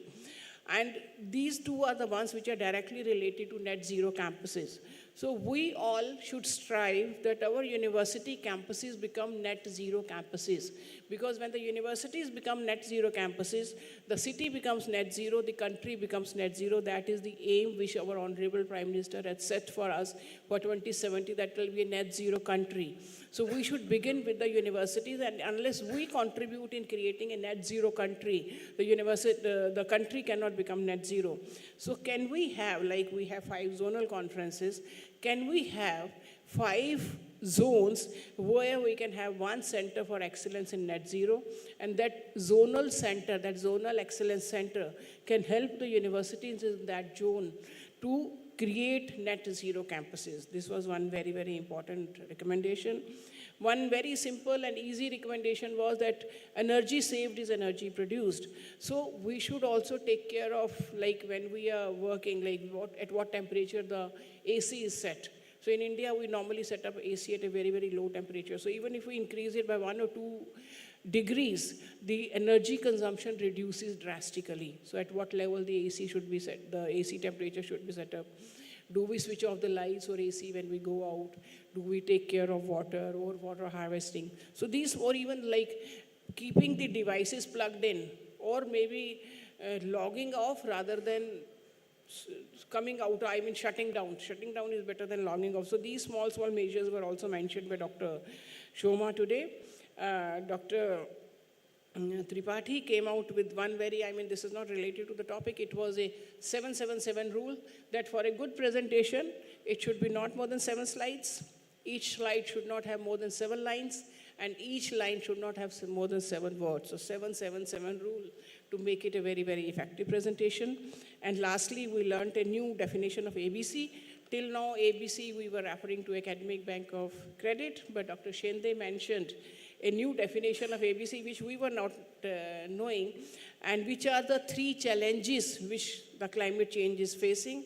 A stands for accumulated pollution, B stands for biodiversity, and C stands for climate change. So these are the 3 aspects which we have to very, very carefully see. And I suppose the universities can contribute a lot in this, and then they can help in creating a net zero campus. And by 2070, if India has to become a carbon neutral country, as said by our Honorable Prime Minister, the universities have to play a bigger role. And bigger role not only in terms of creating infrastructure, but in terms of creating human capital. So human capital is most important when we talk of net zero campuses, and that is a role which the universities can play very, very efficiently. And it was mentioned that we are the 3rd largest country in the world in terms of unicorns, largest country in terms of, say, startups. So we should be the first and the largest country in terms of creating net zero campuses. And I'm sure we can do it. So once again, thanks to everybody for making this conference very successful. And I'm sure the recommendations of this conference will go a big way. And we'll be sending it to the Government of India to make it a part of the policy documentation of the Government of India on various aspects. Thank you very much. Thanks a lot. Thank you so much, ma'am, for your address. Now, I would like to call Professor V.N. Rajashekharan Pillai, Vice President of AIU and Vice Chancellor of Soumya Vidyavihar University, for his address. Sir. The chief guest of this function, Secretary of Education, West Bengal, Mr. Vinod Kumar, IAS, Chancellor of the host university, Sardar Taranjit Singh, my colleagues from the AIU, Dr. Pathak and Dr. Pankaj Mittal, Vice Chancellor of the university, host university, distinguished Vice Chancellor colleagues from the eastern states of the country, AIU officials, ladies and gentlemen, and also the sponsors. Of course, you have heard eminent lectures during the last 1.5 days. You have also attended the inaugural session and now the valedictory session.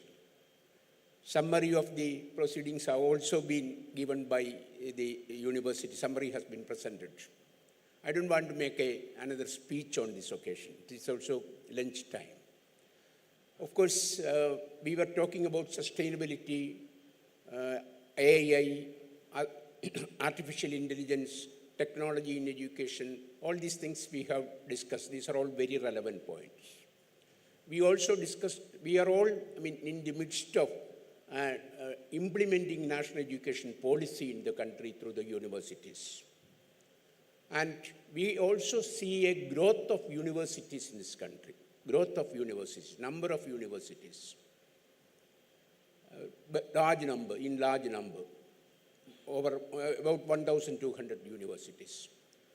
And definitely the vice chancellors and the teachers of the university, they have to contextualize all these things. Contextualize, that's very important.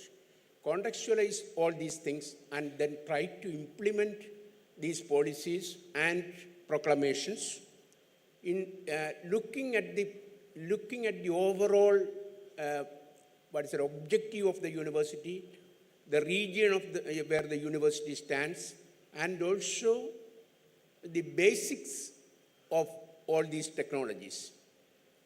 We all talk about, of course, we are talking about 777, PowerPoint and all that.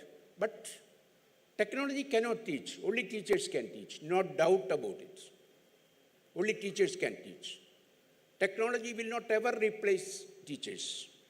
And we have seen, for example, when we were all young teachers and all that, we used to make use of transparencies, slides in the classroom. Premier universities in the world, premier institutions in this country now say that these transparencies should not be taken into the classroom. It's meant in many of the institutions.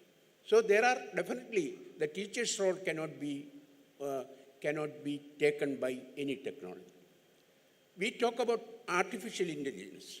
We are trying to promote artificial intelligence and make the students learn all these things, apply all these things. But artificial intelligence technology will not grow unless and until you teach mathematics, fuzzy logics, linear algebra, statistics. This is very important. Therefore, strengthening the basic sciences is very important.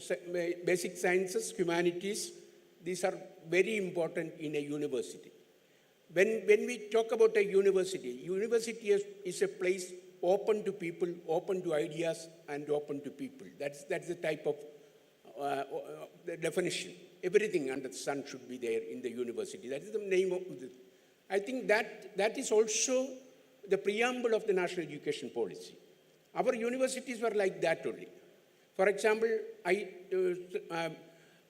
have been traveling far and wide in the state, particularly in the eastern states, northeastern states, and this state, when I was heading the NAC maybe 25 years ago. So I have seen basic sciences have been very strong. Basic sciences and humanities have been very strong in this particular state. I'm glad that the education secretary is here.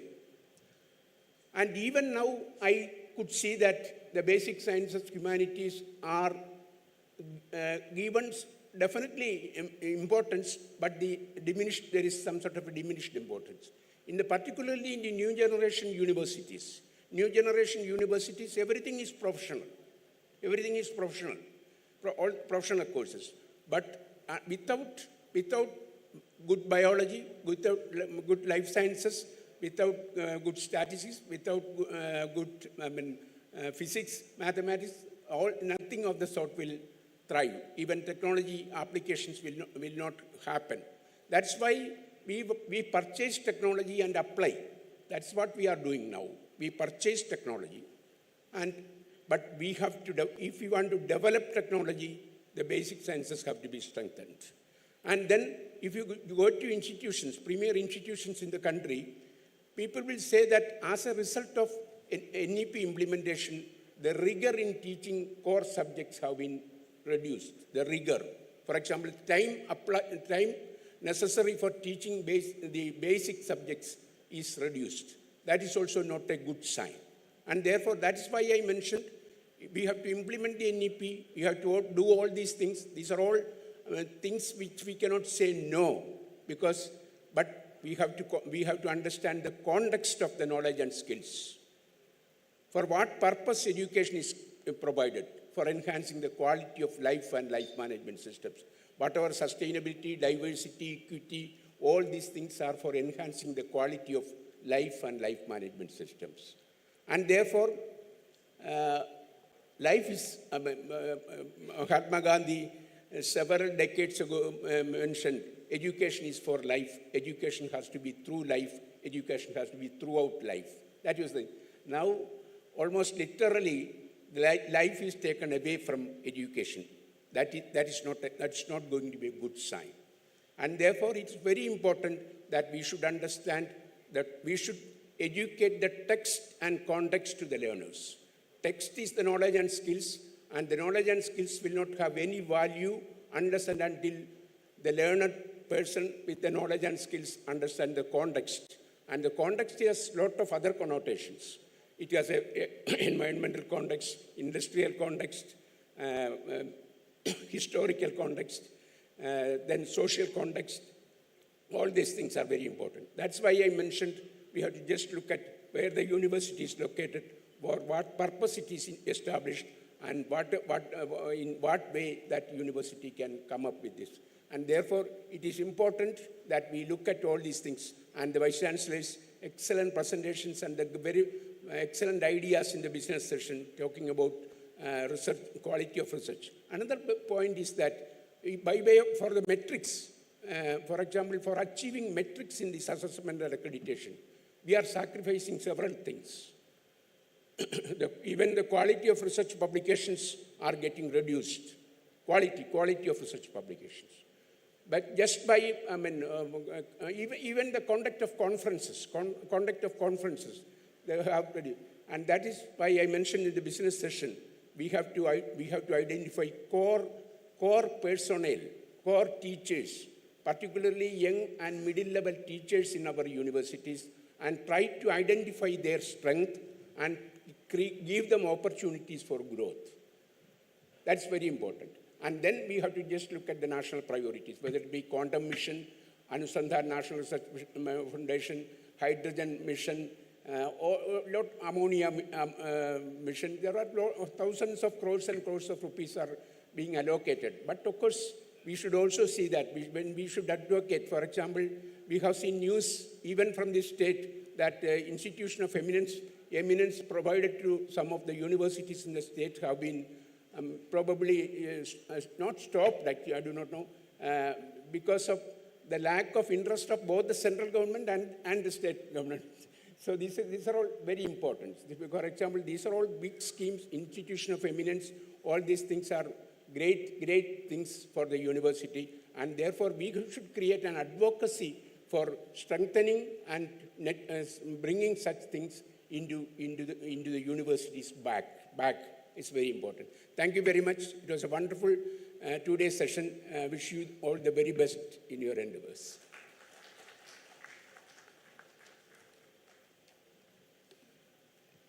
Thank you, sir, for the words of your wisdom. Now I would like to request Professor Vinay Kumar Pathak, President of AIU, to give his address in this valedictory session. Sir.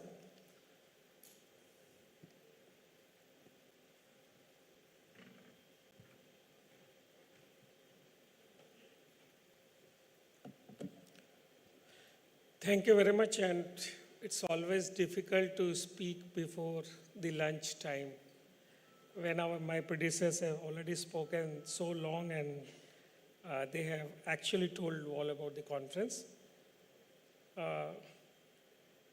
Respected Taranjit ji, who have given a very great hospitality, and I really want from all of you to applaud for him, for the Chancellor of this university. He's a very good host, and as we know that in India, if Hindu religion is safe, it is due to the lot of sacrifices from the Sikh community. So I think he needs a big applaud from all of us. My colleague, our Vice President, Professor Pillai, Professor Pankaj Mittal, the Honorable Vice Chancellor of this university, the Secretary Higher Education, who happens to be a mechanical graduate from IIT Kanpur from the city where I am the Vice Chancellor.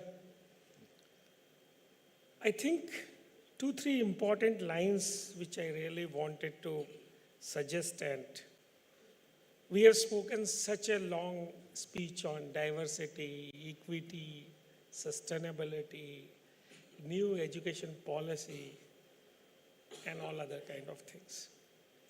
So we aim that diversity of students should occur. So we went recently to Ireland, we went to Dublin University, we have seen that they are claiming that we have got students from 184 countries. So we visit University of Glasgow, Scotland, everything. So I really wanted to think that with all these kind of things which we are happening and what we are doing, are we trying and we are doing enough to achieve the excellence or not? This is a fundamental question. Professor Pillai has also actually addressed all the issues. My question is that now with the NEP also we have crossed 5 years. So what is the status? Is NEP has really done a lot of benefit? This is a time when we have to do introspections. So important thing is that our neighboring countries, especially China and South Asian countries, have got wonderful universities which are actually taking lead in the QS World Rankings also. And the production of the South Asian countries from the universities and from the whole economy is around about 24%, and we are at 1.5% of doing the production real time. It's duty of university to have graduates who can produce, who can design, who can patents. And as we see this world in a geopolitical situation, US has got most of the patents in designs, and China has got most of the production with them. So where the India is situated? These are the fundamental questions with all vice chancellors have to answer after the lunch, before the lunch, or after the thing. So are we really striving to that kind of situation? Look to the sustainability. So are we going to buy sustainable models or sustainable cars or sustainable automobiles from the West? And we in this second kind of a thing. If you look to the whole world, this whole world is going into a disruption. We had a ChatGPT. We thought that ChatGPT will rule for the world for years together. But suddenly we found DeepSeek, which was 1/100th of the cost of ChatGPT. And it has ruled the world and astounded the world in another way. So what it means? It means that there is a disruption, and that disruption has swayed away everything. So any disruption which will come from the place, and who can create disruptions? Disruptions are created by researchers, are created by young minds. And where are the young minds? The young minds are in the university. None of university, we are all, even the IITs we talk about, and day before yesterday I was talking to the director IIT, who happens to be a good friend of mine, Professor Manin, because we are going to launch a quantum mission there with the AIU. So he was also telling even the IITs are lacking with translational researchers. They are good in papers, they are good in catering students because they are the topmost people of the country with hard tests. But then their professors also want to do the product oriented, the research translated into a product. Because the product and the design which are industry oriented can only bring wealth to the country. I think this is a time when we have to work on diversity. We are already working on equity. We have got great philosophers. Still we have to reach to the last mile, last person. There are people who cannot pay. We work in state universities. There are people who cannot pay 500 rupees for the examination fees. All of you work in the Eastern region, maybe in Northeast, maybe at several places. And when I was telling a real story for all of you that at my Kanpur University, there was only one exam which was happening earlier, yearly system. When we converted into NEP, then there were 2 exams. The one exam fees is 750 rupees. Can you believe that when it happens with 2 exams, 30,000 people left the exam because they were not having enough money to pay for 2 kind of fees. So this is what also is happening with the equity. We have got colleges schools maybe taking 10 lakh rupees a year or 15 lakh rupees a year, but we still have young minds, and they are not the people who are not intelligent. They are also intelligent. And look to the patent filing. Look to the new unicorns and sunicorns. They are from tier 2 and tier 3 cities. They're not from great cities. They're not from metros. They're not from other places like Bangalore, Pune, and all other places. So there are students who have got knowledge creation, but they don't have the ecosystem. So that's also a great work for this country. Because when a country becomes developed country, so a developed country cannot be on a social media platform. It may actually, for some time, it's a good word or buzzword. But when it happens on the field, it's difficult kind of a thing. And all of us have to work hard for striving a developed country or a Viksit Bharat. And that can happen only from the universities. So that's what we have to look for. And thank you very much for the hospitality. Thank you very much to all the experts for the deliberations. thank you very much for a nice kind of a thing. We will look forward to you on the annual convention, but still I feel that we should have all a practice to make this country a developed nation. We have to go a long way, a hard way, and a strong way to achieve this. It's not simple, and that's the last word which the Nokia CEO told that to the Microsoft when it was taken away, that he said, we have done nothing wrong, but we still failed. Because we failed, because we are not knowing what our competitors are doing, how fast our competitors are moving. We may be good, but if we are slow, we are not able to change the face, I think we can also lose. And this decade has seen the lot kind of disruptions where a lot of big giants have lost, Nokia, Kodak, and all other kind of things. So I end up with thinking that the couplets from Dushyant Kumar, what is said is, so हो गई है पीर पर्वत सी पिघलनी चाहिए, इस हिमालय से कोई गंगा निकलनी चाहिए, सिर्फ हंगामा खड़ा करना मेरा मकसद नहीं, सारी कोशिश है कि ये सूरत भी बदलनी चाहिए, मेरे सीने में नहीं तो तेरे सीने में सही, हो कहीं भी आग लेकिन आग जलनी चाहिए. Thank you very much.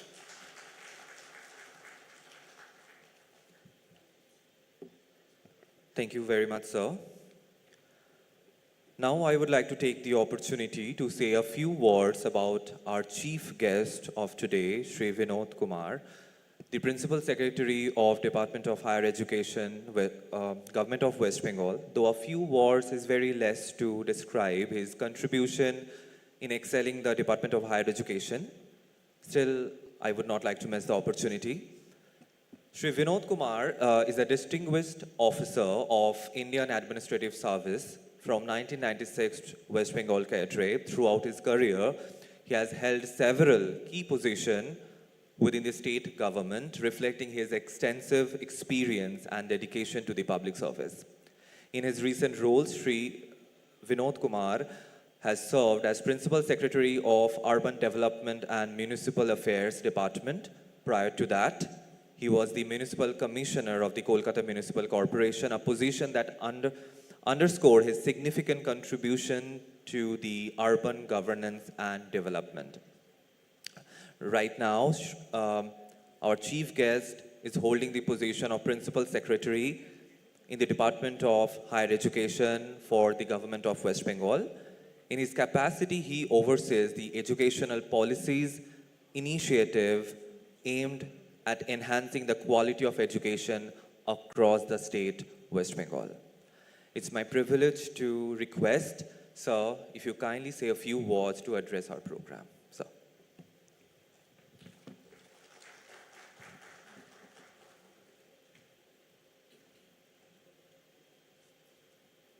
Very good afternoon to everybody. Seated on the dais, Sardar Taranjit Singh Ji, Chancellor of JIS,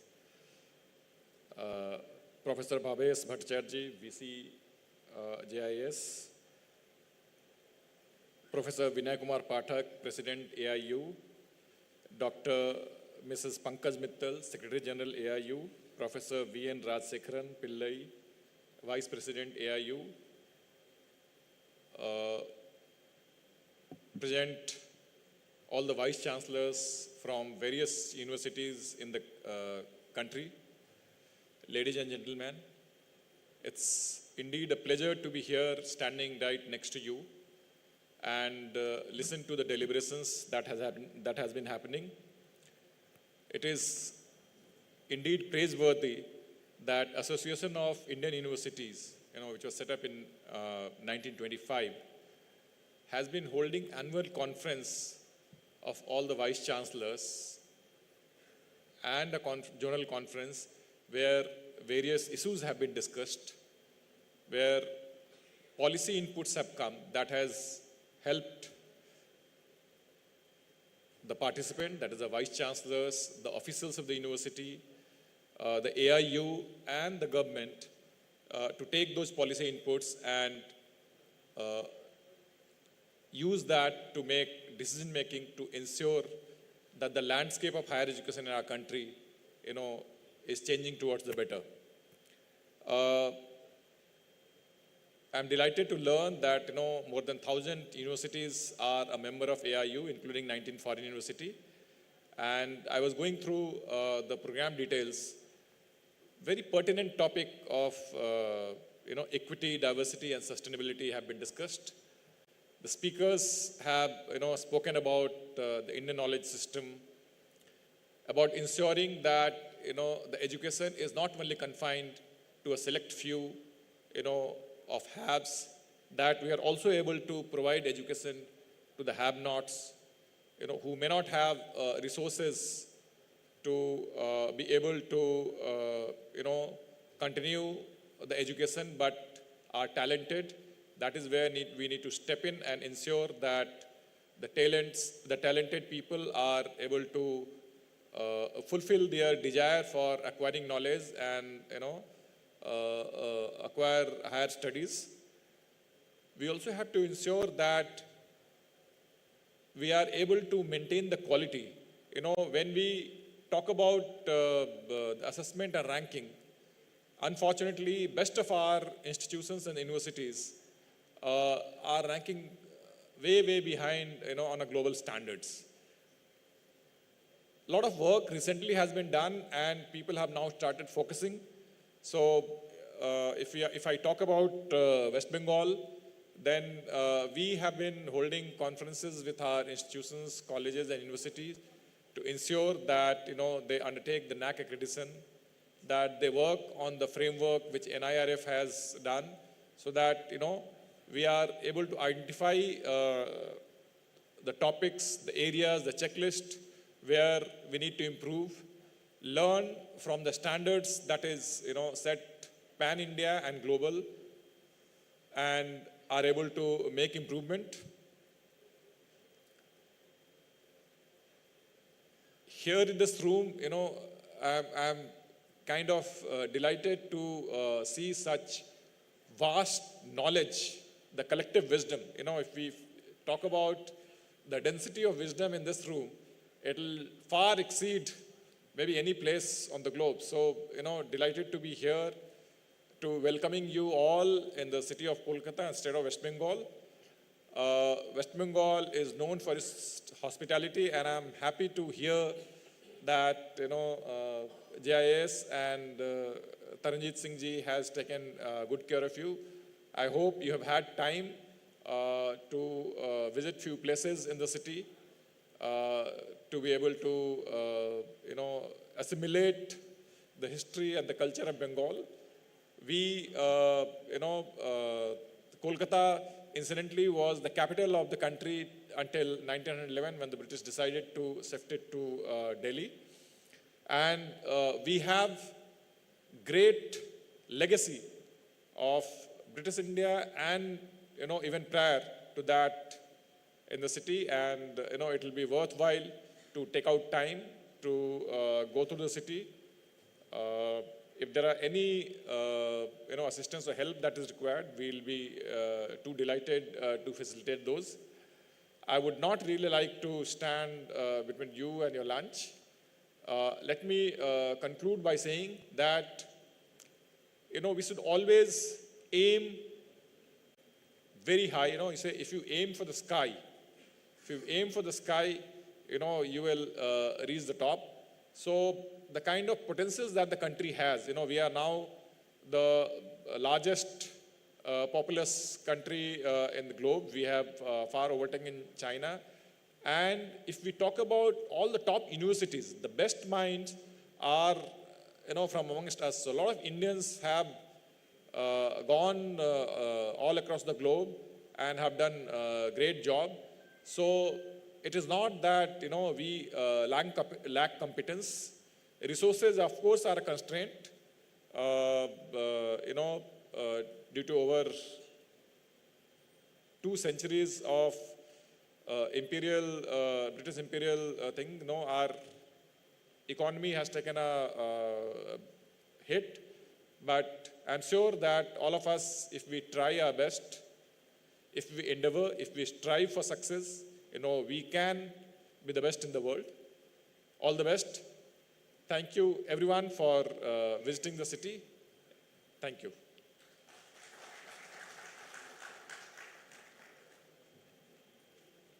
Thank you so much, sir. We have captured a special moment, the live photograph of you, as we want you to remember us, this event, forever. To give away that live photograph, framed live photograph, I would like to request our Honorable Chancellor, Sardar Taranjit Singh, to give away that live photo frame to our chief guest.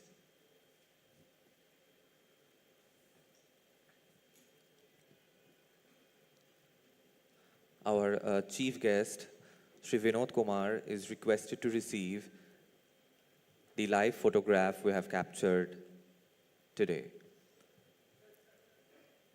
Can we all have a round of applause? And also we have a small token that will make him remember the JIS University JIS group forever.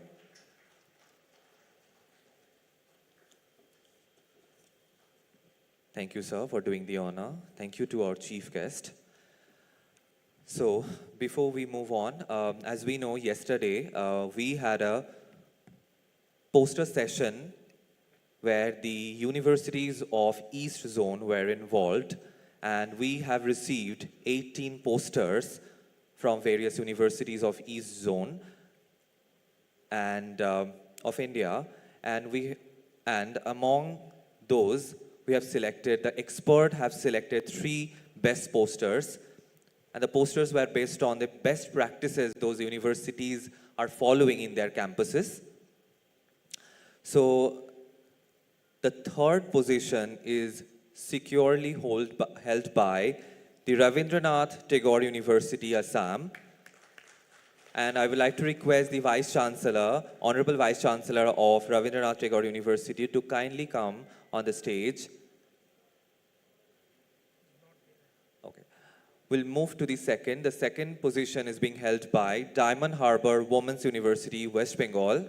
I'll request the Vice Chancellor of Diamond Harbour Women's University, and I'll request all the dignitaries on the dais to give away the token of appreciation for one of the best poster on best practices.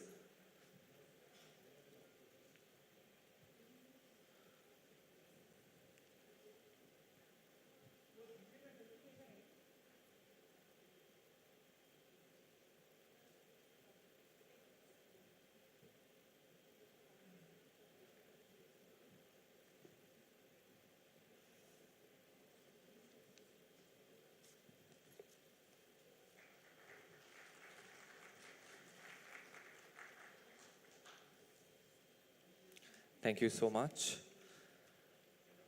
We all would like to have a,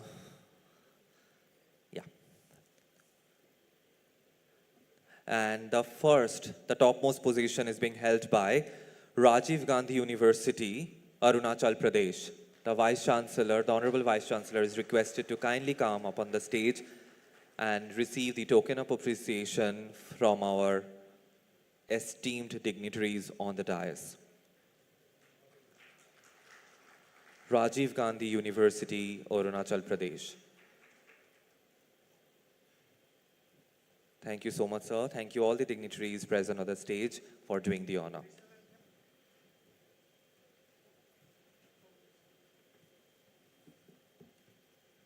Thank you so much.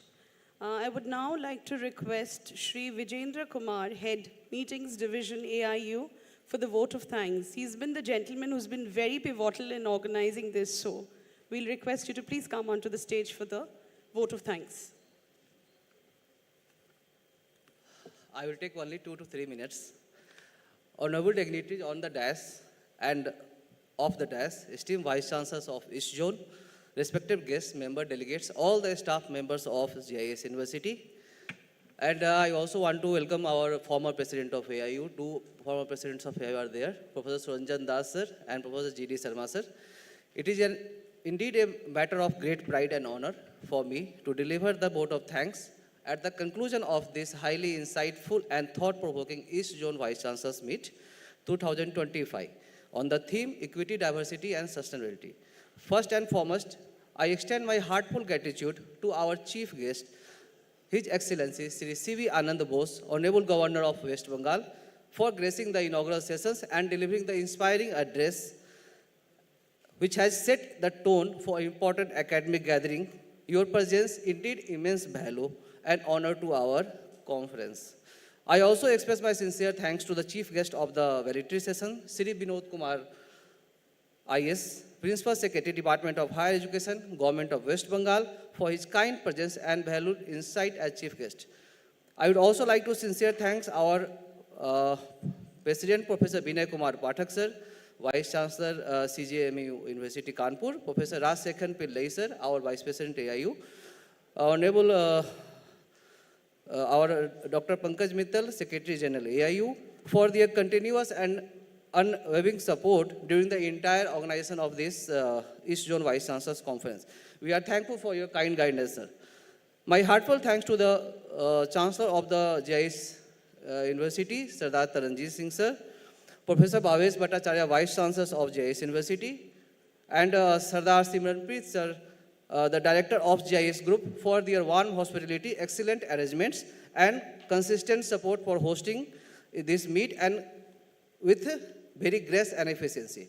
We are deeply privileged to hear the AIU Centenary Lecture delivered by Professor P.P. Chakravarti sir, former Director IIT Kharagpur, whose insights were very enlightening and thought-provoking. My sincere thanks and gratitude to all our distinguished speakers who enriched our sessions. I am not taking the name of the speakers and chairperson of the sessions.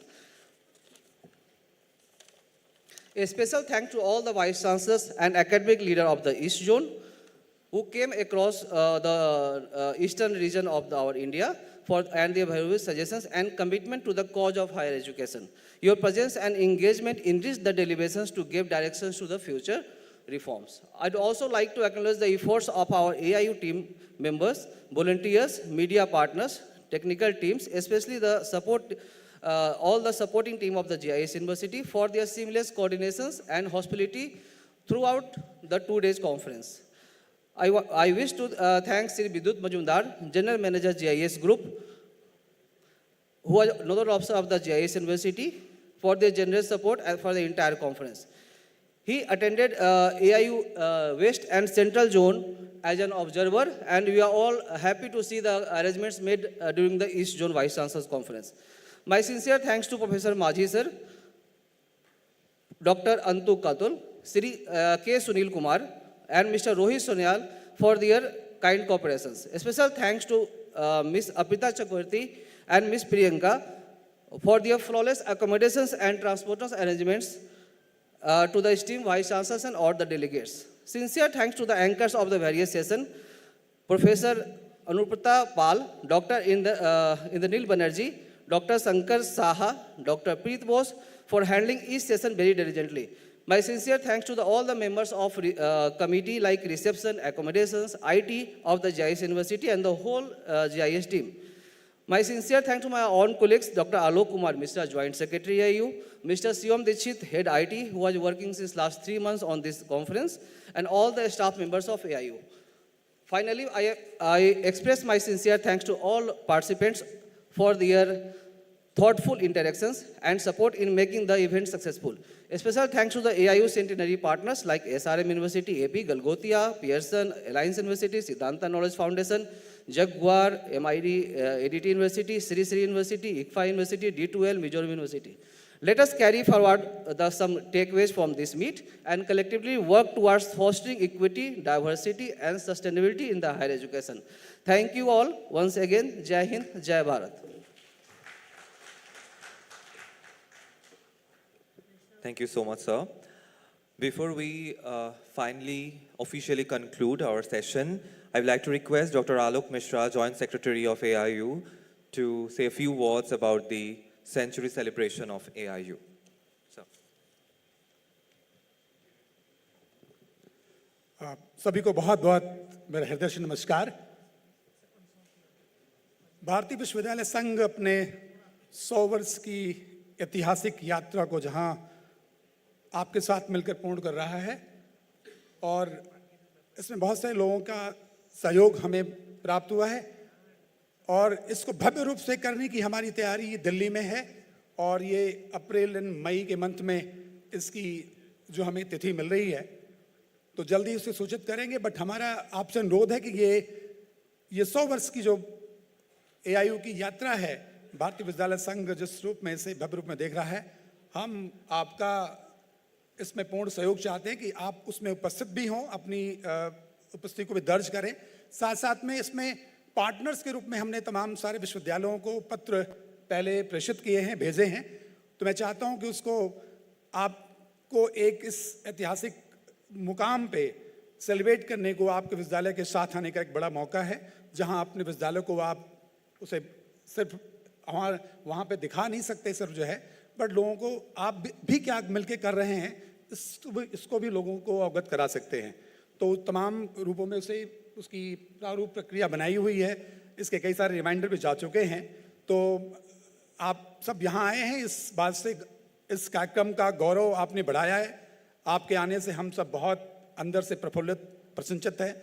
हम चाहते हैं कि ये देश भी, भारतीय विश्वविद्यालय संघ 100 वर्ष पूरा कर रहा है तो ये देश भी इस बात का गवाह बने और हम सब मई के लिए आपका इंतजार करेंगे और जल्दी आपका जो उसमें योगदान हो सकता है, मैं चाहता हूं कि 30 मार्च तक हम उसे क्लोज करना चाहते हैं। जो भी पार्टनर बनना चाहते हैं, जो उसमें आना चाहते हैं, और 100 यूनिवर्सिटीज़ को हम जी हाँ हमने लेटर्स, हाँ जी सर लेटर, और हमने 100 यूनिवर्सिटीज़ की 100 वर्षों पर हमने 100 विश्वविद्यालयों की एक कॉरिडोर बनाने की परिकल्पना की है और उसमें से करीब बहुत से विश्वविद्यालयों का लेटर आ चुका है।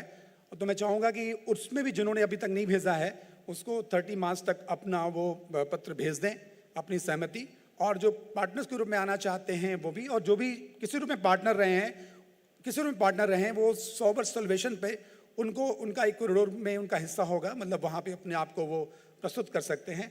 तो इन्हीं सब शब्दों के साथ हम आपका एक बार पुनः हृदय से बहुत बहुत आभार, बहुत बहुत आपका धन्यवाद व्यक्त करते हैं और हम आशा करते हैं कि जल्दी हम दिल्ली में एक भव्य और ऐतिहासिक कार्यक्रम में हम लोग जो है सम्मिलित होंगे और उसे हम धूमधाम से मनाएंगे।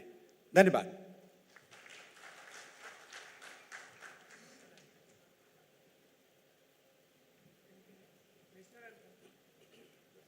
Thank you so much, everyone. May I now request everybody to please rise for the national anthem. जनगण मन अधिनायक जय हे भारत भाग्य विधाता, पंजाब सिंध गुजरात मराठा द्राविड़ उत्कल बंगा, विंध्य हिमाचल यमुना गंगा उज्जल जलधि तरंगा, तव शुभ नामे जागे, तव शुभ आशीष मांगे, गाहे तव जय गाथा, जन गण मंगलदायक जय हे भारत भाग्य विधाता, जय हे जय हे जय हे जय जय जय जय हे। Thank you so much, ladies and gentlemen. We have reached the conclusion of the East Zone Vice Chancellors Meet 2024-25. It has been a very enriching and inspiring 2 days filled with insightful discussions and valuable exchanges and meaningful collaborations. We now invite all of you all to please join us for lunch before we conclude the event. Thank you once again to everybody for your active participation. We look forward to seeing you in future gatherings. Have a wonderful day ahead. Thank you so much, everyone.